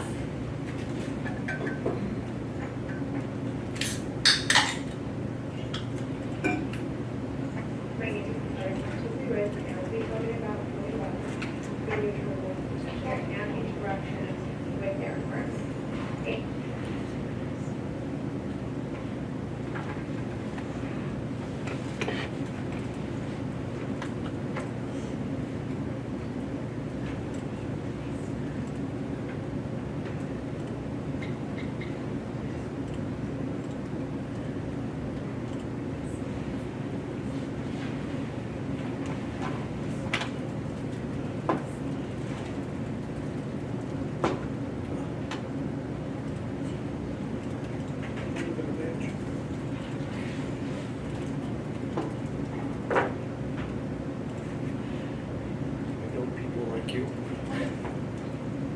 I wish I knew more.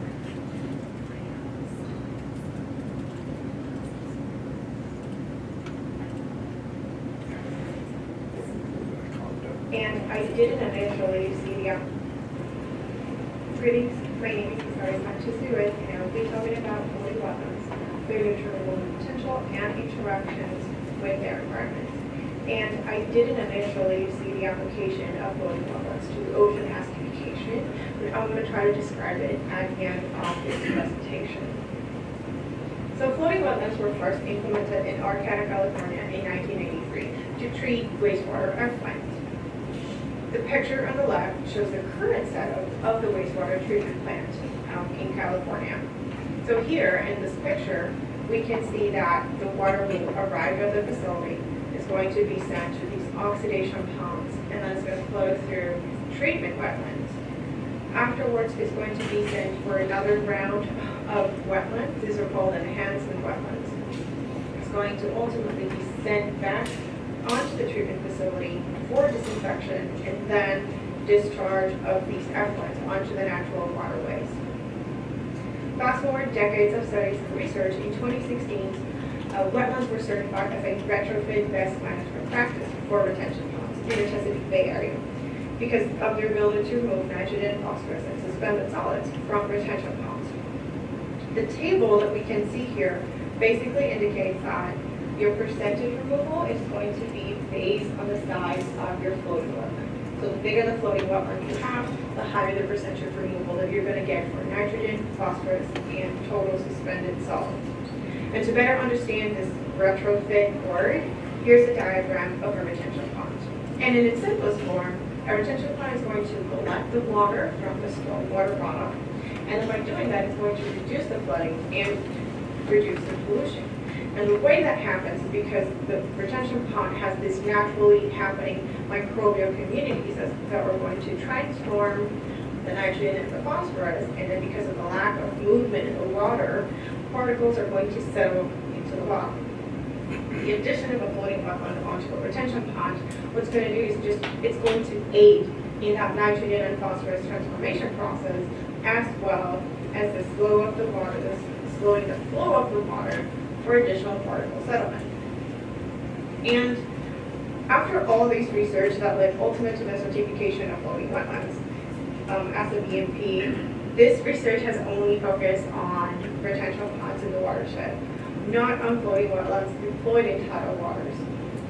Because of that gap, we decided to research floating wetlands and the potential to remove nitrogen from tidal systems. So to do that, we recreated a tidal system at a very small scale using mesovessels. Our design consisted of a flow-through system where we could measure the concentration of nitrogen as the water entered the tank, and then measure the nitrogen on the outflow of the tank, and then quantify the net effect of the wetland. In this picture, we can see that we had 3 control treatments that were made basically of just the floating media, and then 3 experimental treatments, which were composed of the fully planted floating wetlands. The plants that we use are Spartina patents, which are a high marsh plant, and we use peat moss and topsoil at the beginning to help with the settlement of the plants. We had 3 rounds of experiments. We have one in the summer of 2019, one in the spring of 2021, and a slightly modified one in 2022. And these experiments range between 10 and 12 weeks. This presentation is going to focus on the results from 2019 and 2021. So, what do we know about floating wetlands? Floating wetland research indicates that plants remove nutrients from the water through plant assimilation. But it has been shown that it's a relatively small amount. What we do know that we have is we also have the decay of roots and biofilm in the media. It's natural for us to have some roots to die and then we root growth. When the roots die, they're going to become organic material. It's going to settle in the bottom. And when I'm talking about biofilm, really this floating media, you can think of it as this very dirty sponge that hasn't been cleaned in forever. And all of that microbial communities, all that gunk bacteria is going to have a turnover. So they're going to grow, they're going to die, they're going to shed, they're going to settle in the bottom of our retention pond or a coastal system. And because of all that constant shedding, we're going to have mineralization. We're going to have a breakdown of this organic matter that's going to fuel this nitrogen process. And then we're going to have areas of nitrification and denitrification happening in our floating wetland. And what is very important to point out is that we're going to have these processes happening in the water column, but they're also going to be happening at the same time in the floating media because of this biofilm that's capable of supporting this whole nitrogen and phosphorus cycle. Our results from both experiments indicate that floating wetlands consistently remove total nitrogen from mesocones. And to explain this graph, the negative values represent a net removal of total nitrogen, while the positive values indicate a net production of total nitrogen. The far left are the 2019 results in the summer of 2019, while on the right you can see the 2021 results, and these happen in the spring. Each bar represents a week, green is the control, and orange is the experimental. And during both of these experiments, floating wetlands were able to remove total nitrogen almost constantly, with a notable exception especially in 2021, where we have a very big release of nitrogen for some reason. And because we had that in 2021, I wanted to understand the transformations of nitrogen occurring in the wetlands. So because of that, we also decided to measure the individual species of nitrogen. These plots that you see here are the same as what you just saw in the slide before. It's just except we broke it down from total nitrogen onto the different species of nitrogen. And as you can see in this graph, the green represents the dissolved organic nitrogen, the purple represents the ammonia, the orange or the red represents the nitrates, nitrite plus nitrate, and then the yellow bars represent the particle nitrogen, the particulate nitrogen.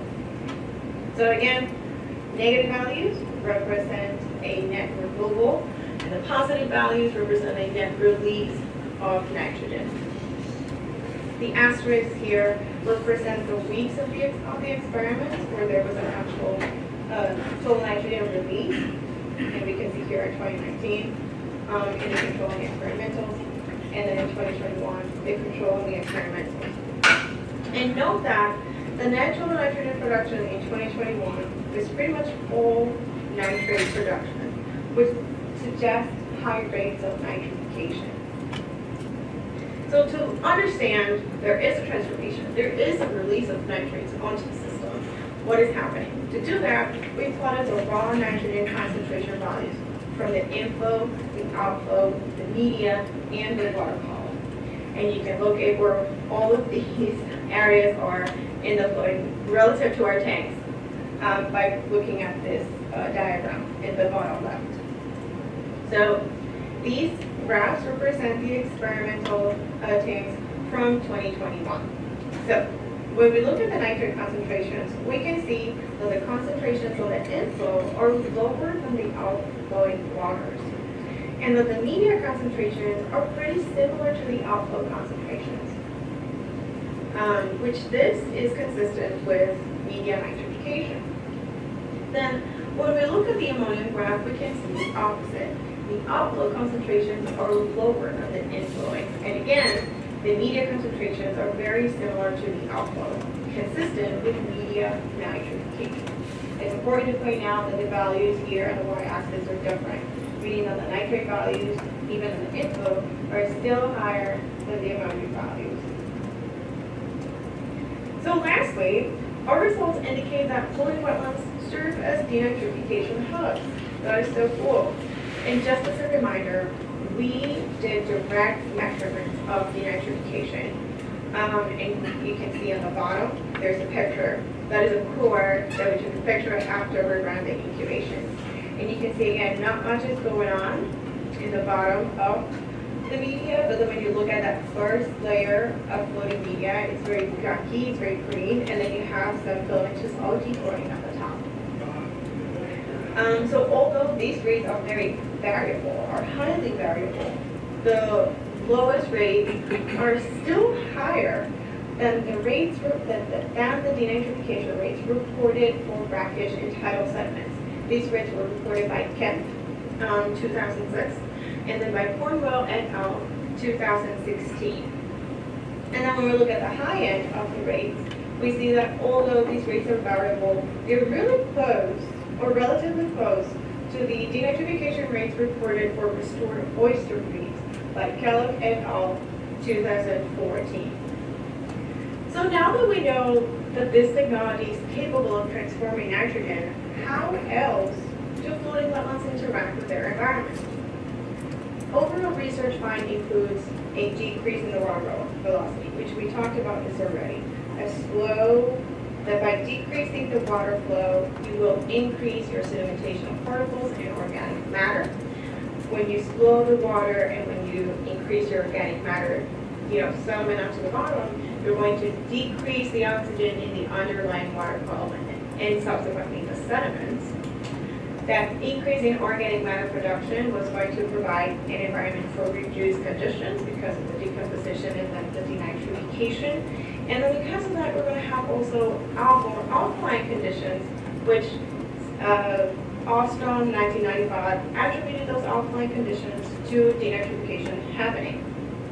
You're also going to have a decrease in SAB in the bottom sediments because of that shaking effect.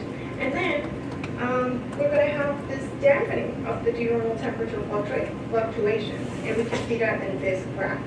This orange line here is a control, and this is from Strassheimer et al. 2016. The control means a retention pond with no flooding wetlands, and we can see the temperature fluctuations are much higher than their two experimental setups, which had floating wetlands on top. And the temperature fluctuations are much lower, as you can see from this graph.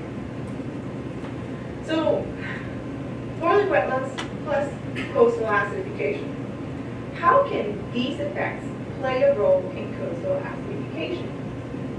Can we redesign this in a way to help mitigate coastal acidification or prevent localized acidification?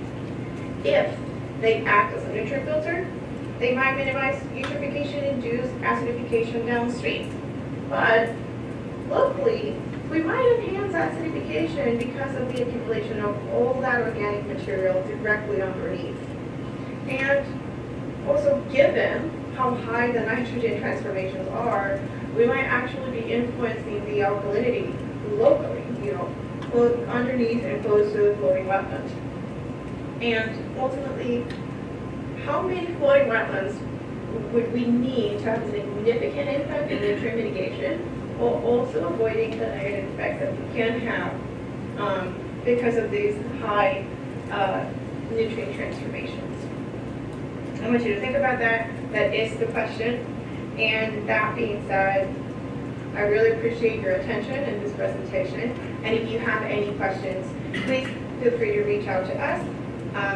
My name is Isabel Sanchez Benuet, and my email is isanchez@omcs.edu. Please copy my advisor, Dr. Jared Testa, at jtesta@omcs.edu. I hope this presentation was interesting. Please feel free to reach out if you have any questions. Thank you for your attention.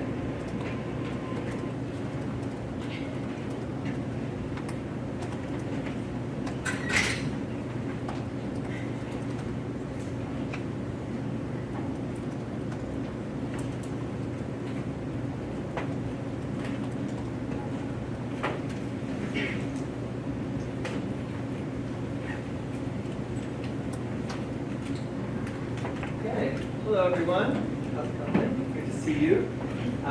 Really happy to be here, get connected with the MACAN people. I am new faculty at University of Maryland Eastern Shore, and today I'm going to be presenting some work that I had done during my doctoral dissertation work at Stony Brook University regarding oyster reef carbonate chemistry and their and how oyster reefs can control that carbonate chemistry and what those implications are for restoration. So this is work that took place to restore the healthy functioning of Shinnecock Bay, which is in Long Island, which you can see has been dealing with eutrophication and harmful algal blooms for many years, many decades.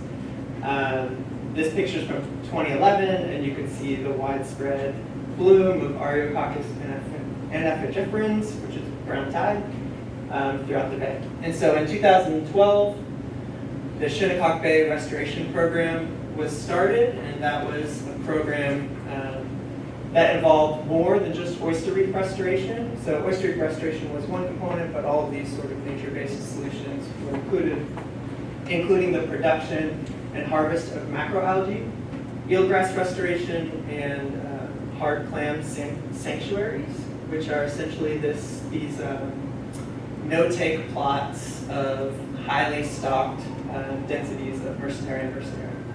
And so all of the results from that work, which really began in 2012 and is still ongoing, were recently published in a paper in 2022. Highly recommend you check that out or ask me questions about that. Because today I'm really going to be only focusing on this oyster reef portion, because here we are at MACAN, and I figured let's talk about oysters. So you can see here that oyster reef restoration is popular. It's in fact the most dominant restoration intervention globally, and there are more than, at least more than 5 times as many oyster reef restoration projects than there are any other type of project, any other coastal intervention.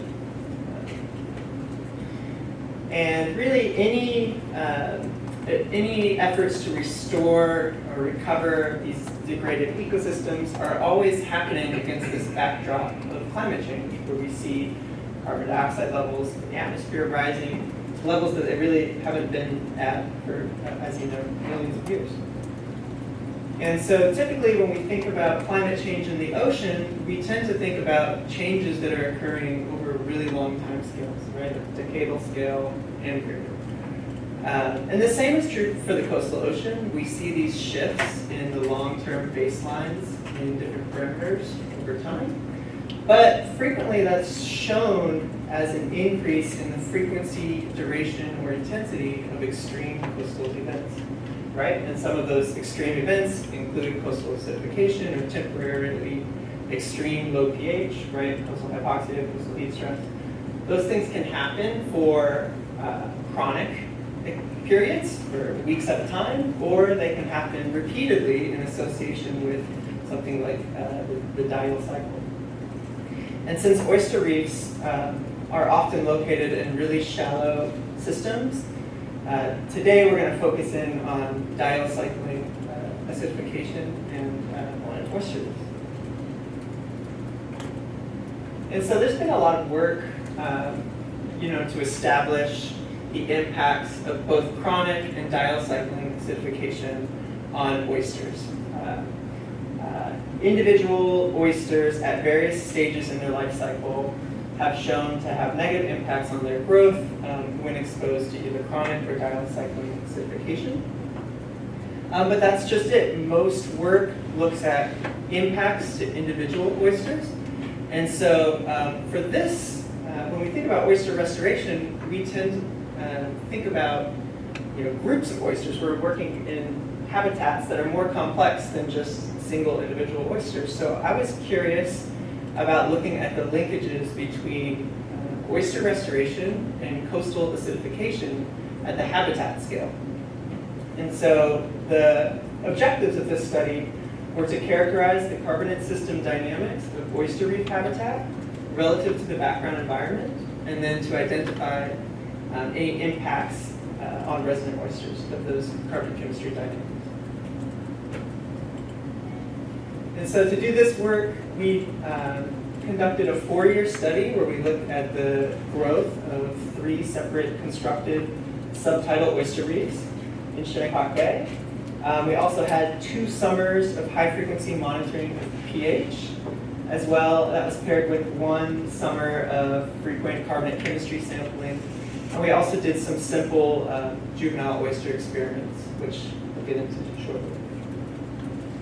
And so all of these experiments and work took place in Shinnecock Bay in 2 regions. So there were 2 oysters in the sedge region, which I'll call sedge reef 1 and sedge reef 2. And there was 1 oyster reef in the quag region. And so for all of these reefs, a 5 by 10, 50 meters plot was sectioned off within the reef. And we put a YSI sonde that measured pH high frequencies every 15 minutes. An important component of this study was also simultaneously selecting a nearby adjacent site that would serve as a control that was about 50 meters outside of the boundary of the reef. And so we also put a sonde in that location, measuring the same parameters that we did here. And really anything that occurred on the reef was also simultaneously occurring at the control. So if we were taking water samples for DIC and TA, we would do that on the reef environment, but also at the same time at the control site. And when we put juvenile oysters out, we put them in these trays within this 50-meter square region of the reef, and also within a 50-meter square region associated with the control site. The idea here is to look at differences between these 2 sites so that we can infer the influence of the oyster reef on those differences. And to cut right to the chase, I found some results that, as a young graduate student, I really actually wasn't expecting. So oysters that were placed in the reef environment from our experiments grew slower than oysters placed 50 meters outside of the reef in the control environment. We did this same experiment over 2 summers in 2 separate reef systems, and always we found the same results: slow growth in the reef. Slow growth is often an impact that's associated with acidification. So we wanted to look and see, were the reef environment more acidified than the environment just outside of the reef? And so to look at that, to begin looking at that, we looked at the high frequency pH dynamics, which you can see here. This is actually at the sedge source seawater, so the control site. You can see these large diode fluctuations in pH associated with photosynthesis and respiration and going back and forth. But when we superimpose the influence of the reef over this pH time series, we can see that the reef community tended to modify the waters in ways that reduce the mean pH, shown by these green data points at the center, but also the minimum pH experienced on a daily basis. And this was consistent across all 3 reef systems. So here we're looking at the oyster reef pH on the y-axis, the source seawater pH on the x-axis, and we can see that the oyster reef pH mean, each one of these data points is 1 day of data, so an average over 1 day. And we can see here that the mean oyster reef pH on a given day tended to be reduced relative to the source seawater pH day after day after day.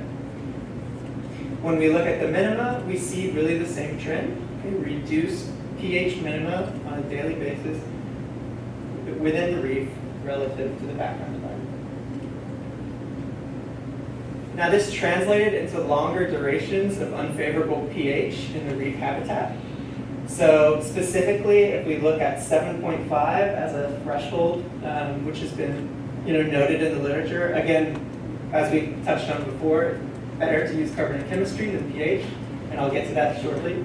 But if we just mark at 7.5 as our sort of pH threshold for unfavorable pH conditions, we can see that within the reef environment, they tended to be 2 times more likely to experience that unfavorable pH relative to the control site. And if we look at that in the quad reef region, we're looking at it 5 times more likely to experience that unfavorable pH. So why is this? I thought oyster reefs were good. What's going on here? To answer that question and see what's driving these trends, we had to look at the carbonate chemistry sample. And so just a reminder, we took water samples both in the reef and then also at the adjacent control sites. We measured those samples for TA and DIC. And before we get into the results, I just want to orient you to this plot, which shows TA and DIC anomalies, or the differences between the reef and the control. Each one of these vectors is associated with a process occurring on the reef that would change the TA or the DIC or both.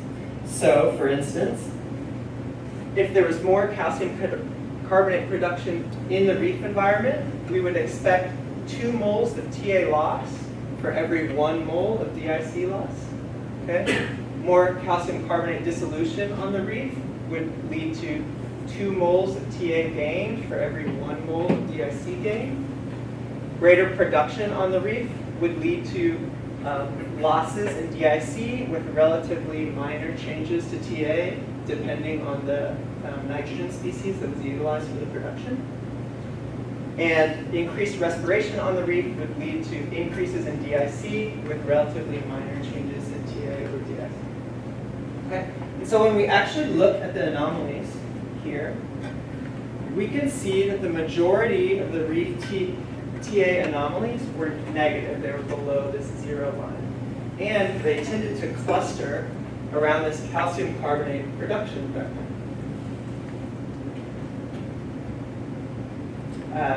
I should also say that at the TA and DIC of seawater, the pH isolines are very close to 1, which just essentially means that anything that's found in this red triangle would lead to temporarily decreased pH on the reef relative to the background environment.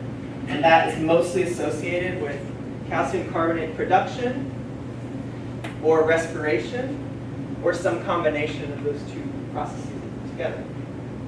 Okay. Similarly, anything that's found in this blue triangle would lead to temporary increase in pH for that moment on the reef relative to the background environment. And that was typically because of increased production on the reef associated with macroalgae production. And so what does this really mean? Community calcification and respiration from these large groups of oysters are generating CO2, which can lead to decreases in pH and calcium carbonate saturation states in the reef habitat. If these processes are occurring in locations that are already subject to some type of impairment, that might make oysters more vulnerable to the impacts of acidification. And so if I am someone who's thinking about doing oyster restoration, this really just lets me know that carbonate chemistry is probably an important thing I want to consider before siting the location of that reef. And that once we actually create the reef and put it in the water, we can expect that that reef will alter the habitat carbonate chemistry in specific ways. So before concluding, I just also wanted to touch on oyster reefs and marine carbon dioxide removal. You'll hear sometimes that oyster reefs could potentially, or oyster calcification could potentially remove carbon dioxide. And I get it because you're thinking like, oh, it's taking carbon out of the water and locking it up into shell. But if we actually look at the biogeochemistry, we see that the process of calcification from oysters leads to 2 moles of total alkalinity loss, but only 1 mole of DIC loss, which essentially means that the CO2 source effect from the loss of TA is outweighing the CO2 sink effect from that small loss in DIC, which essentially says that calcification is actually a CO2 source. Right? That's also exacerbated by whole organism respiration, where these animals are basically making more and more DIC, generating DIC. And so taken together, that really leads oyster reefs to tend to be CO2 sources rather than CO2 sinks. However, there are some exceptions. There's an interesting paper in which they mention that in some locations, oyster reefs might bury enough organic carbon through their feeding and then biodeposits that might offset the production of CO2 from calcification and respiration, but the jury's still out on sort of how common that is. They found that in a particular reef on a salt marsh, like a salt marsh fringing reef. So anyways, that's it for me. I just want to thank you all for listening to my talk and thank my collaborators, funding sources, and I hope I get a chance to talk to you more shortly. So thanks.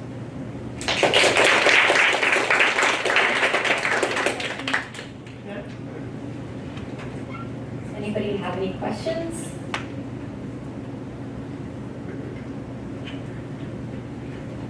Very interesting talk, and since you mentioned that you did this in conjunction with the whole environmental suite, I'm curious, especially depending, or in light of yesterday's talks on SAB and oysters, and those sort of connections or optimum thresholds between the two species. If you wanted to speak on, you know, the seaweed or the seagrass in this system, and maybe, you know, anything you want to expand about there. Sure. I didn't have time to show it today, but we also tracked SAB within the reef and the control site, specifically macroalgae. So macroalgae either grows directly on the oysters in some cases, or sort of floats and gets trapped in the reef. And obviously, it's been shown that macroalgae can mitigate, or I should say buffer some carbonate chemistry to the benefit of oysters. So originally, when I sort of conceived this project, I actually was expecting to see different outcomes, thinking that the macroalgae would benefit and that all the shell material would leave enough alkalinity or generate enough alkalinity to help the oysters. But I was a little surprised by the results. And what I can say is that typically in the daytime, sometimes the oyster reef pH would be elevated on certain days relative to the background pH, like the daily maxima might be higher in the reef than in the adjacent control site. But that was, the minima were lower and by larger ranges that it sort of offset any benefit that the macroalgae provided during the day, because the macroalgae are also respiring at night, and then plus the oyster respiration, plus potential calcification, all of that together sort of brought down the pH.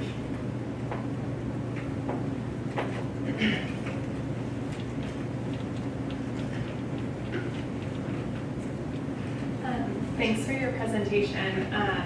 It seems like engaging with oyster restoration, potentially almost an underserved stakeholder within the OA community. I was just curious, whether through your research experience or others that you worked with, were you able to share this information with practitioners, or do you almost have recommendations for, getting OA integrated into their decision process? That's a great question. Well, paper's in press, so that's going to come out soon, and that'll give us a chance to hopefully use it as a talking point to start conversations. I've worked with oyster farmers in the past, not on this project, but particularly doing seaweed integration into existing oyster farms. And we do know, like I just mentioned, how seaweed can benefit oysters. In terms of, I think, where this is most useful is long-term planning for restoration. So we recognize that in the future, the efficacy of oyster reef restoration might be limited by continued ocean and coastal acidification, right? So, I think it's going to become more important for people to really think about sites that make sense for oyster reef restoration. And in this case, I should even mention, the oyster. Part of the reason that we saw the juvenile oysters growing more slowly is because all of the oysters together were growing, and were growing robustly. So they were still growing and still sort of doing their thing. But it might have limited the efficacy, given that the background pH in the environment was already fluctuating to pretty low levels. So I think thinking about those and coming up with, what are the best conditions that we want, not just with carbonate chemistry, but the depth, the water movement, all of these are specific conditions that may either enhance or limit the oyster reef's ability to grow, but also the way they impact the carbon chemistry in the sites that they're at. I got the speaker back here. So question, and you kind of hit on this a little bit. Some of what you're presenting here is surprising, but it makes me question if the carrying capacity of the oysters was too great for the environment that you put them in. Meaning that you got the results that you got because there were too many oysters for that one area, which would give you this impression that oysters are making the environment worse, when in fact, in most studies in most states, it's been shown that they remove nitrogen, they remove algae. But if you overgo that carrying capacity, you would have a potential negative effect. That's great. I think a couple points to that. The first one that comes to mind is these results are biased because we use really high density plantings with really small oysters. And juvenile oysters are growing more rapidly than adult oysters. They're also not limited in the vertical extent of their growth because they're still just growing up to the sea surface. Once a fully grown oyster reef is existing in a place, oysters are beginning to use more of that energy towards reproduction and less of that energy towards growth. So we'd expect less of that maybe calcification signal that we seem to be picking up. There's also in really shallow water, So we're talking like at low tide, a foot of water. So you can really see that influence of all of these oysters working in that water. But I should also mention it's a question of scale because, you know, this is smaller scale restoration projects, even with all that.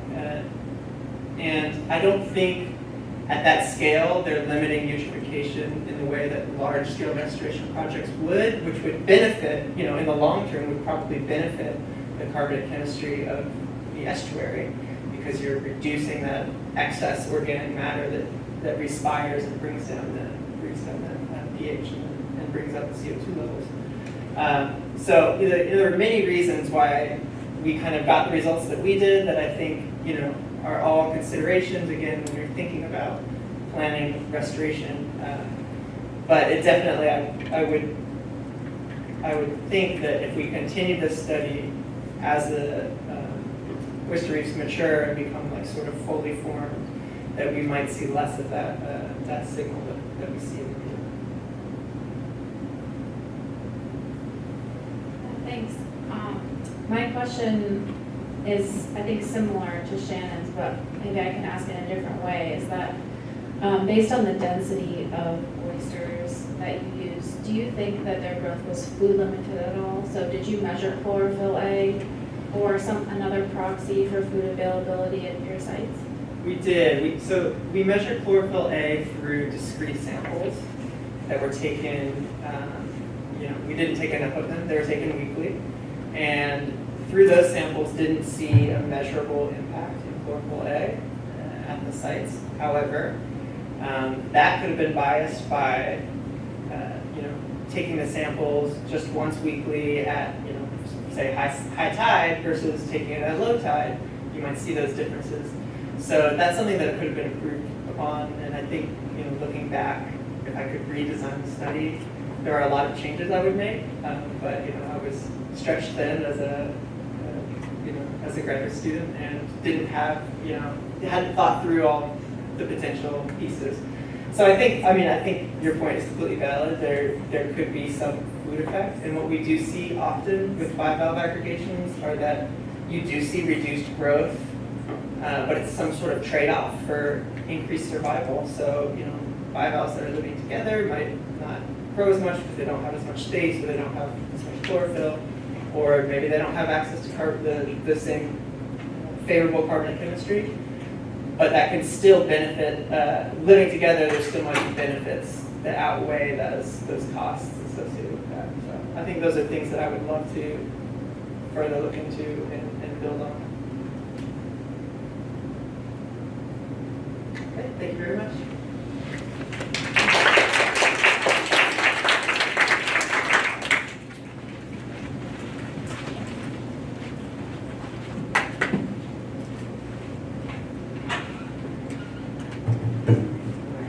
Good afternoon, everyone. Thank you for having me here today to talk to you guys about the Nansen Indian Nation. I know I'm the last presentation of the day, so I will try to be brief and interesting as I bring us home. So, my name is Cameron Bruce, and I have the privilege of serving as the Environmental Program Coordinator for the Nansen Indian Nation, which is a federally recognized indigenous tribe in the Hampton Roads region of Virginia. My presentation is definitely different from the other incredible ones we've had over the last 2 days. But I always start off with a little bit of just general and ecological history of the tribe, and then I will get into the impact of overall water quality on in the Nansen River on the tribe, and the importance of improving water quality in order to preserve cultural heritage, and then I'll get into a little bit of our programming with that. So the Nansen are the indigenous people of the Nansen River in what we now call Hampton Roads in Virginia. They were historically considered an independent chiefdom south of the James River, and Nansen translates to fishing point in coastal Algonquin, which kind of gives you an idea of how the Nansen centered their livelihood around the water. And then they eventually became part of what was known as the Seneca or Powhatan Paramount Chiefdom when tribes joining together became necessary for survival in the Anglo-Powhatan Wars. At this time, they were originally a centralized four-chief hierarchy with approximately 1,000 to 1,500 tribal members. And then when the Anglo-Powhatan Wars, or the wars between the English and the indigenous people began, they were pushed away from their ancestral land around the Nansemond River into more of the Great Dismal Swamp area. And this is when their numbers began to decrease rapidly from around 1,000 to 1,500 to only 250 to 500 people in a very short time. And so the effects of migration and dispersion along with colonization kind of split the Nansemond people into two groups, and then those who decided to assimilate to a more traditional English lifestyle, and those who elected to keep their more traditional native lifestyle. And while this split resulted in political differences, all people with Native American ancestry experienced different degrees of social and legal prejudice, which further pushed them out of the Great Dismal Swamp and Tidewater area into the eastern parts of North Carolina and out into the western portions of Virginia. And so you can kind of still see the modern day effects of this. The service area for the Nansemond is written into federal law, and it includes the 7 cities of Hampton Roads, but only about 40% of registered tribal members still live in the Tidewater area. The other 60% still are dispersed throughout the rest of the United States. And I'll touch more later in the presentation on this, but this historical pattern of dispersion and displacement that's still pervasive today is important in this OA and water quality discussion because the water was a key component of everyday life for the Nansemond, and active efforts to improve water quality provide an avenue for members to kind of reconnect with their cultural heritage and provide an incentive for people or in the tribe to come back home to re-engage with their culture and their heritage. So the nation formally reorganized and gained state recognition in 1985, and then gained federal recognition in 2018 after 30 years of concerted effort. They're now one of 7 federally recognized tribes in Virginia, and since I kind of live in the world of EPA regions, they are one of 7 federally recognized tribes in EPA Region 3. So a little bit on the land. The Nansemond River channel is approximately 20 miles long, and the watershed is around 160,000 acres, and its main tributaries include Cedar Creek, Chuckatuck Creek, and Bennett's Creek. Main plants include river birch, groundsel trees, and marsh elders. Fun fact, we were told by the Virginia Department of Forestry that southern sugar maples do not grow in the abundance that we have on our tribal property, so I just think that's a really interesting tidbit. And then in terms of fauna, we have deer, red-winged blackbirds, blue herons, fiddler crabs, mussels, oysters, channel catfish, striped bass, and apparently river otters, though I have never seen them myself. And so, oysters. It was great, kind of dovetailing off of the previous presentation that this is going to be, this is a focal point of my presentation. Oysters are one of the more significant species for both the ecosystem and for the tribe's culture and heritage. Everyone knows they're considered a keystone species because of their versatility in ecosystem services, including water filtration, shoreline stabilization, and habitat for other aquatic species. But they are also historically part of the daily diet for the Nansemond, and the shells were used as tools for cutting hair, scraping hides, and hollowing out canoes from trees. And then this picture is actually some beadwork done by a member of the Nansemond tribe, kind of highlighting how important oysters are to culture. And the Nansemond River water quality. The Virginia Department of Environmental Quality classifies the Nansemond River and several of its tributaries as impaired. Thinking about kind of the hydrology of Hampton Roads, each of the rivers has its own dedicated nonprofit that works to improving water quality in each of those rivers. So the Elizabeth River has the Elizabeth River Project, Chesapeake Bay Foundation does a lot of restoration work in the Lynnhaven River, and the Nansemond River has its own nonprofit called the Nansemond River Preservation Alliance, but the Nansemond still kind of lags behind the other rivers in the area in terms of how far they've come in improving water quality. So a lot of this is because the pollution is from non-point sources, from agricultural runoff in Suffolk because it's a very rural place still. And then there's also a pretty big landfill located kind of in the middle between the Nansemond River and the Great Dismal Swamp. So there's a lot of runoff from that as well. There's also been suggestions that a vast majority of septic systems in Suffolk are failing, and there might be non-point source pollution from that, but that still hasn't been extensively studied to the level that it probably should be. 60% of the river is either condemned or conditionally condemned for shellfish harvesting. And then, while there aren't very many public beaches along the Nansemond River, DEQ still has regular warnings for swimming. So they say you shouldn't swim after it rains a lot.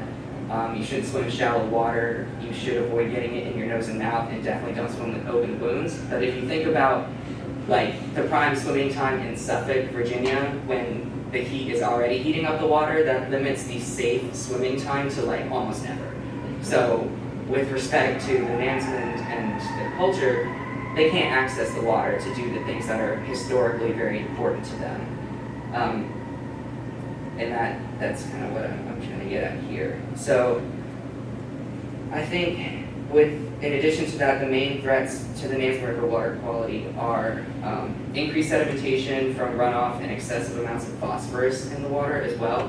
What is interesting is that the river does meet standards for nitrates and dissolved oxygen, so it's really more of the sedimentation and the runoff from the agriculture that impact water quality. And so how does all of this affect the Nansemond Indian Nation? Well, I've already touched on the fact that this is their ancestral homeland, and following federal recognition, there's been a concerted and consistent effort among tribal members and government to reconnect their heritage and provide those more non-centralized members a reason to come back home, either for a visit or permanently to the area where they were historically settled. And so these efforts can be seen through broad-scale land reacquisition, environmental restoration and stewardship efforts, and member engagement. However, the pollution and poor water quality, as I just touched on, DEQ kind of recommending that they not go swim in the water, let alone fish or harvest oysters from it. It's kind of hindering that campaign to bring tribal members back to the area.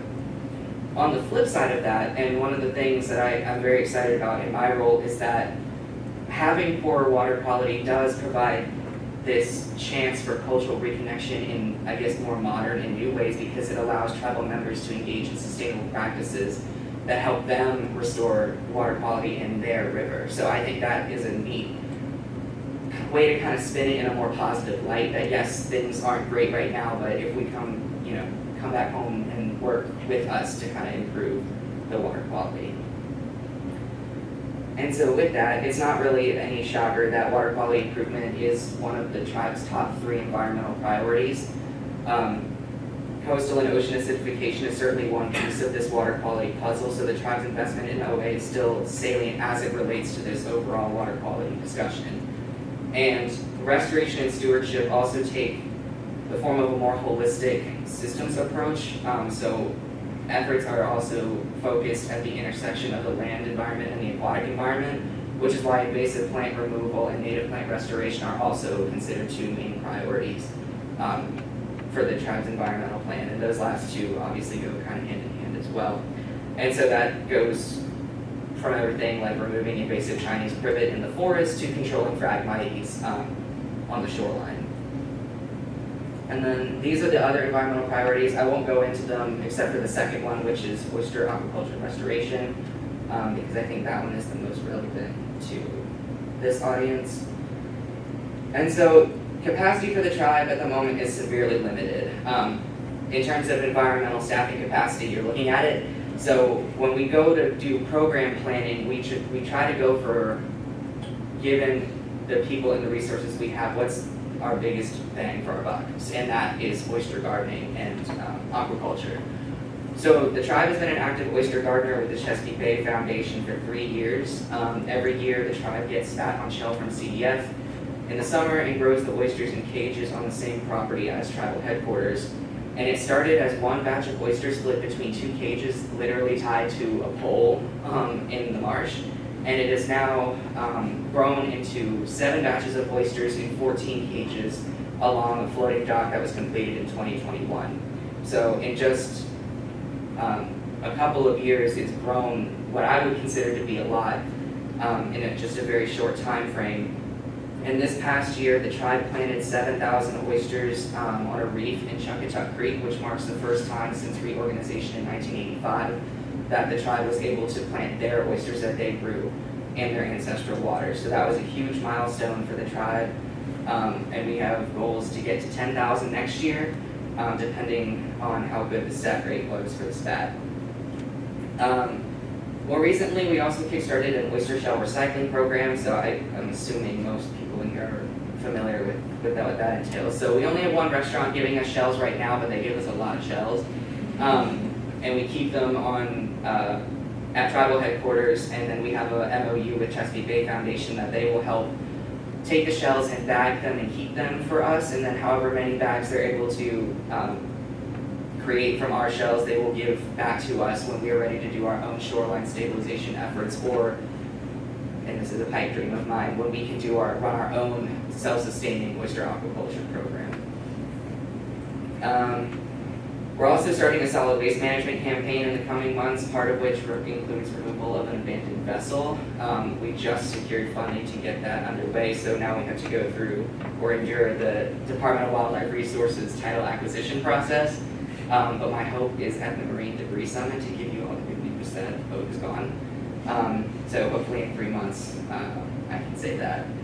And then lastly, the tribe is really just pushing to gain awareness, or to provide awareness, basically of their presence still. It's astounding how many times I tell people what I do and they're like, we have federally recognized tribes in Virginia? And I'm like, yes, there are 7. And what, you know, it's important to have these discussions and provide information on the environmental initiatives that tribes have going on, not just for the Nansen, but for all of the tribes.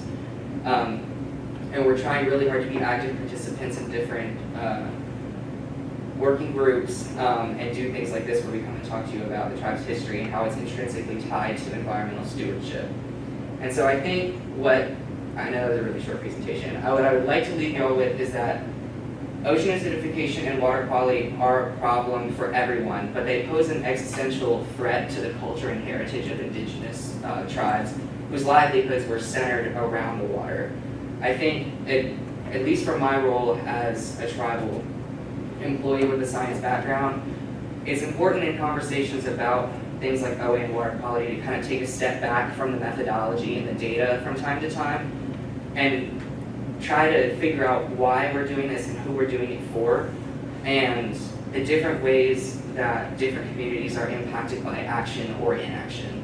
And then from that, let that inform the path to mitigation and improvement. So that's all I have. I'd be happy to try to answer any questions. Please don't expect me to know anything about molecules or complex graphs, but I can try to answer anything that you might have.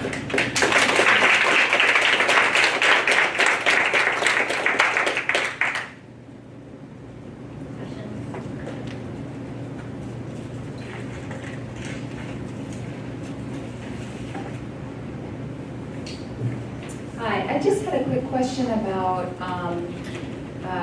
do you get any support from Sea Grant or other organizations like federal, long-standing sort of support work efforts with your group? Yes, we wouldn't be able to do anything without partners at the moment. So my position is directly funded by the EPA. There's non-competitive grant money that comes to federally recognized tribes each year, so long as you apply for it. And they're really good about walking us through that process each year for renewal. But we also partner with like 5 universities, about 7 nonprofits. Sea Grant is included in that a little bit, as is VIMS and William and Mary. So we have no shortage of support, which is fantastic. It's a little bit challenging from a capacity point because it's almost the opposite problem, right? Where I have too few people to kind of take advantage of all the different opportunities that are floated our way. But no, we have great support at all levels of government. Right.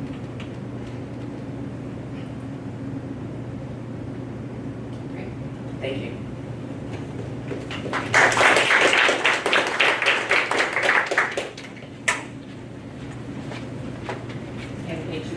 sweet and to the point. Thank you everyone for coming to MACAN's workshop. This has really been very cool for me. Having been part of the CAN network now for almost 5 years, it's really great to see how all of the CANs are coming together, moving forward, and I guess really essentially making our voices heard. Erica. Just want to thank everyone for sharing their research, and we really hope that this is kind of touched beyond just the state of the science, because of course the state of the science is ever evolving. Clearly with MCDR, that's something that we weren't even talking about really at our last gatherings, get-togethers. So it's really great that we're all here and kind of sharing not just our research, but the works that all of our organizations are doing to help further the call to action, because acidification is a climate call, and we all in this room, there's no argument to that, and it's been great hearing about just all the work that everyone is doing, and MACAN is here to help further your work and put you in touch with additional collaborators and organizations. So please don't forget to use us for that specific action. And it's also, we want to really highlight how important it is to think about social vulnerabilities alongside of where we're placing our next generation of monitoring and how we're doing our next generation of monitoring, because as the options continue to increase, we need to also consider the communities that we're serving. We heard a bit about the DEIJA efforts, and that's obviously something that needs to be at the forefront, because different communities are represented by different problems, but overall acidification is really all of our problem. Again, preaching to the choir, but it's nice to really feel that from the community, that we're all really on the same page. And we just want to keep continuing this conversation about climate change and MCDR. So I think kind of going forward, at least I can speak for Marco, that Marco has heard everybody's kind of the general consensus is that MCDR is here to stay. There are going to be lots of career opportunities, and just moving forward, we're all here to work together.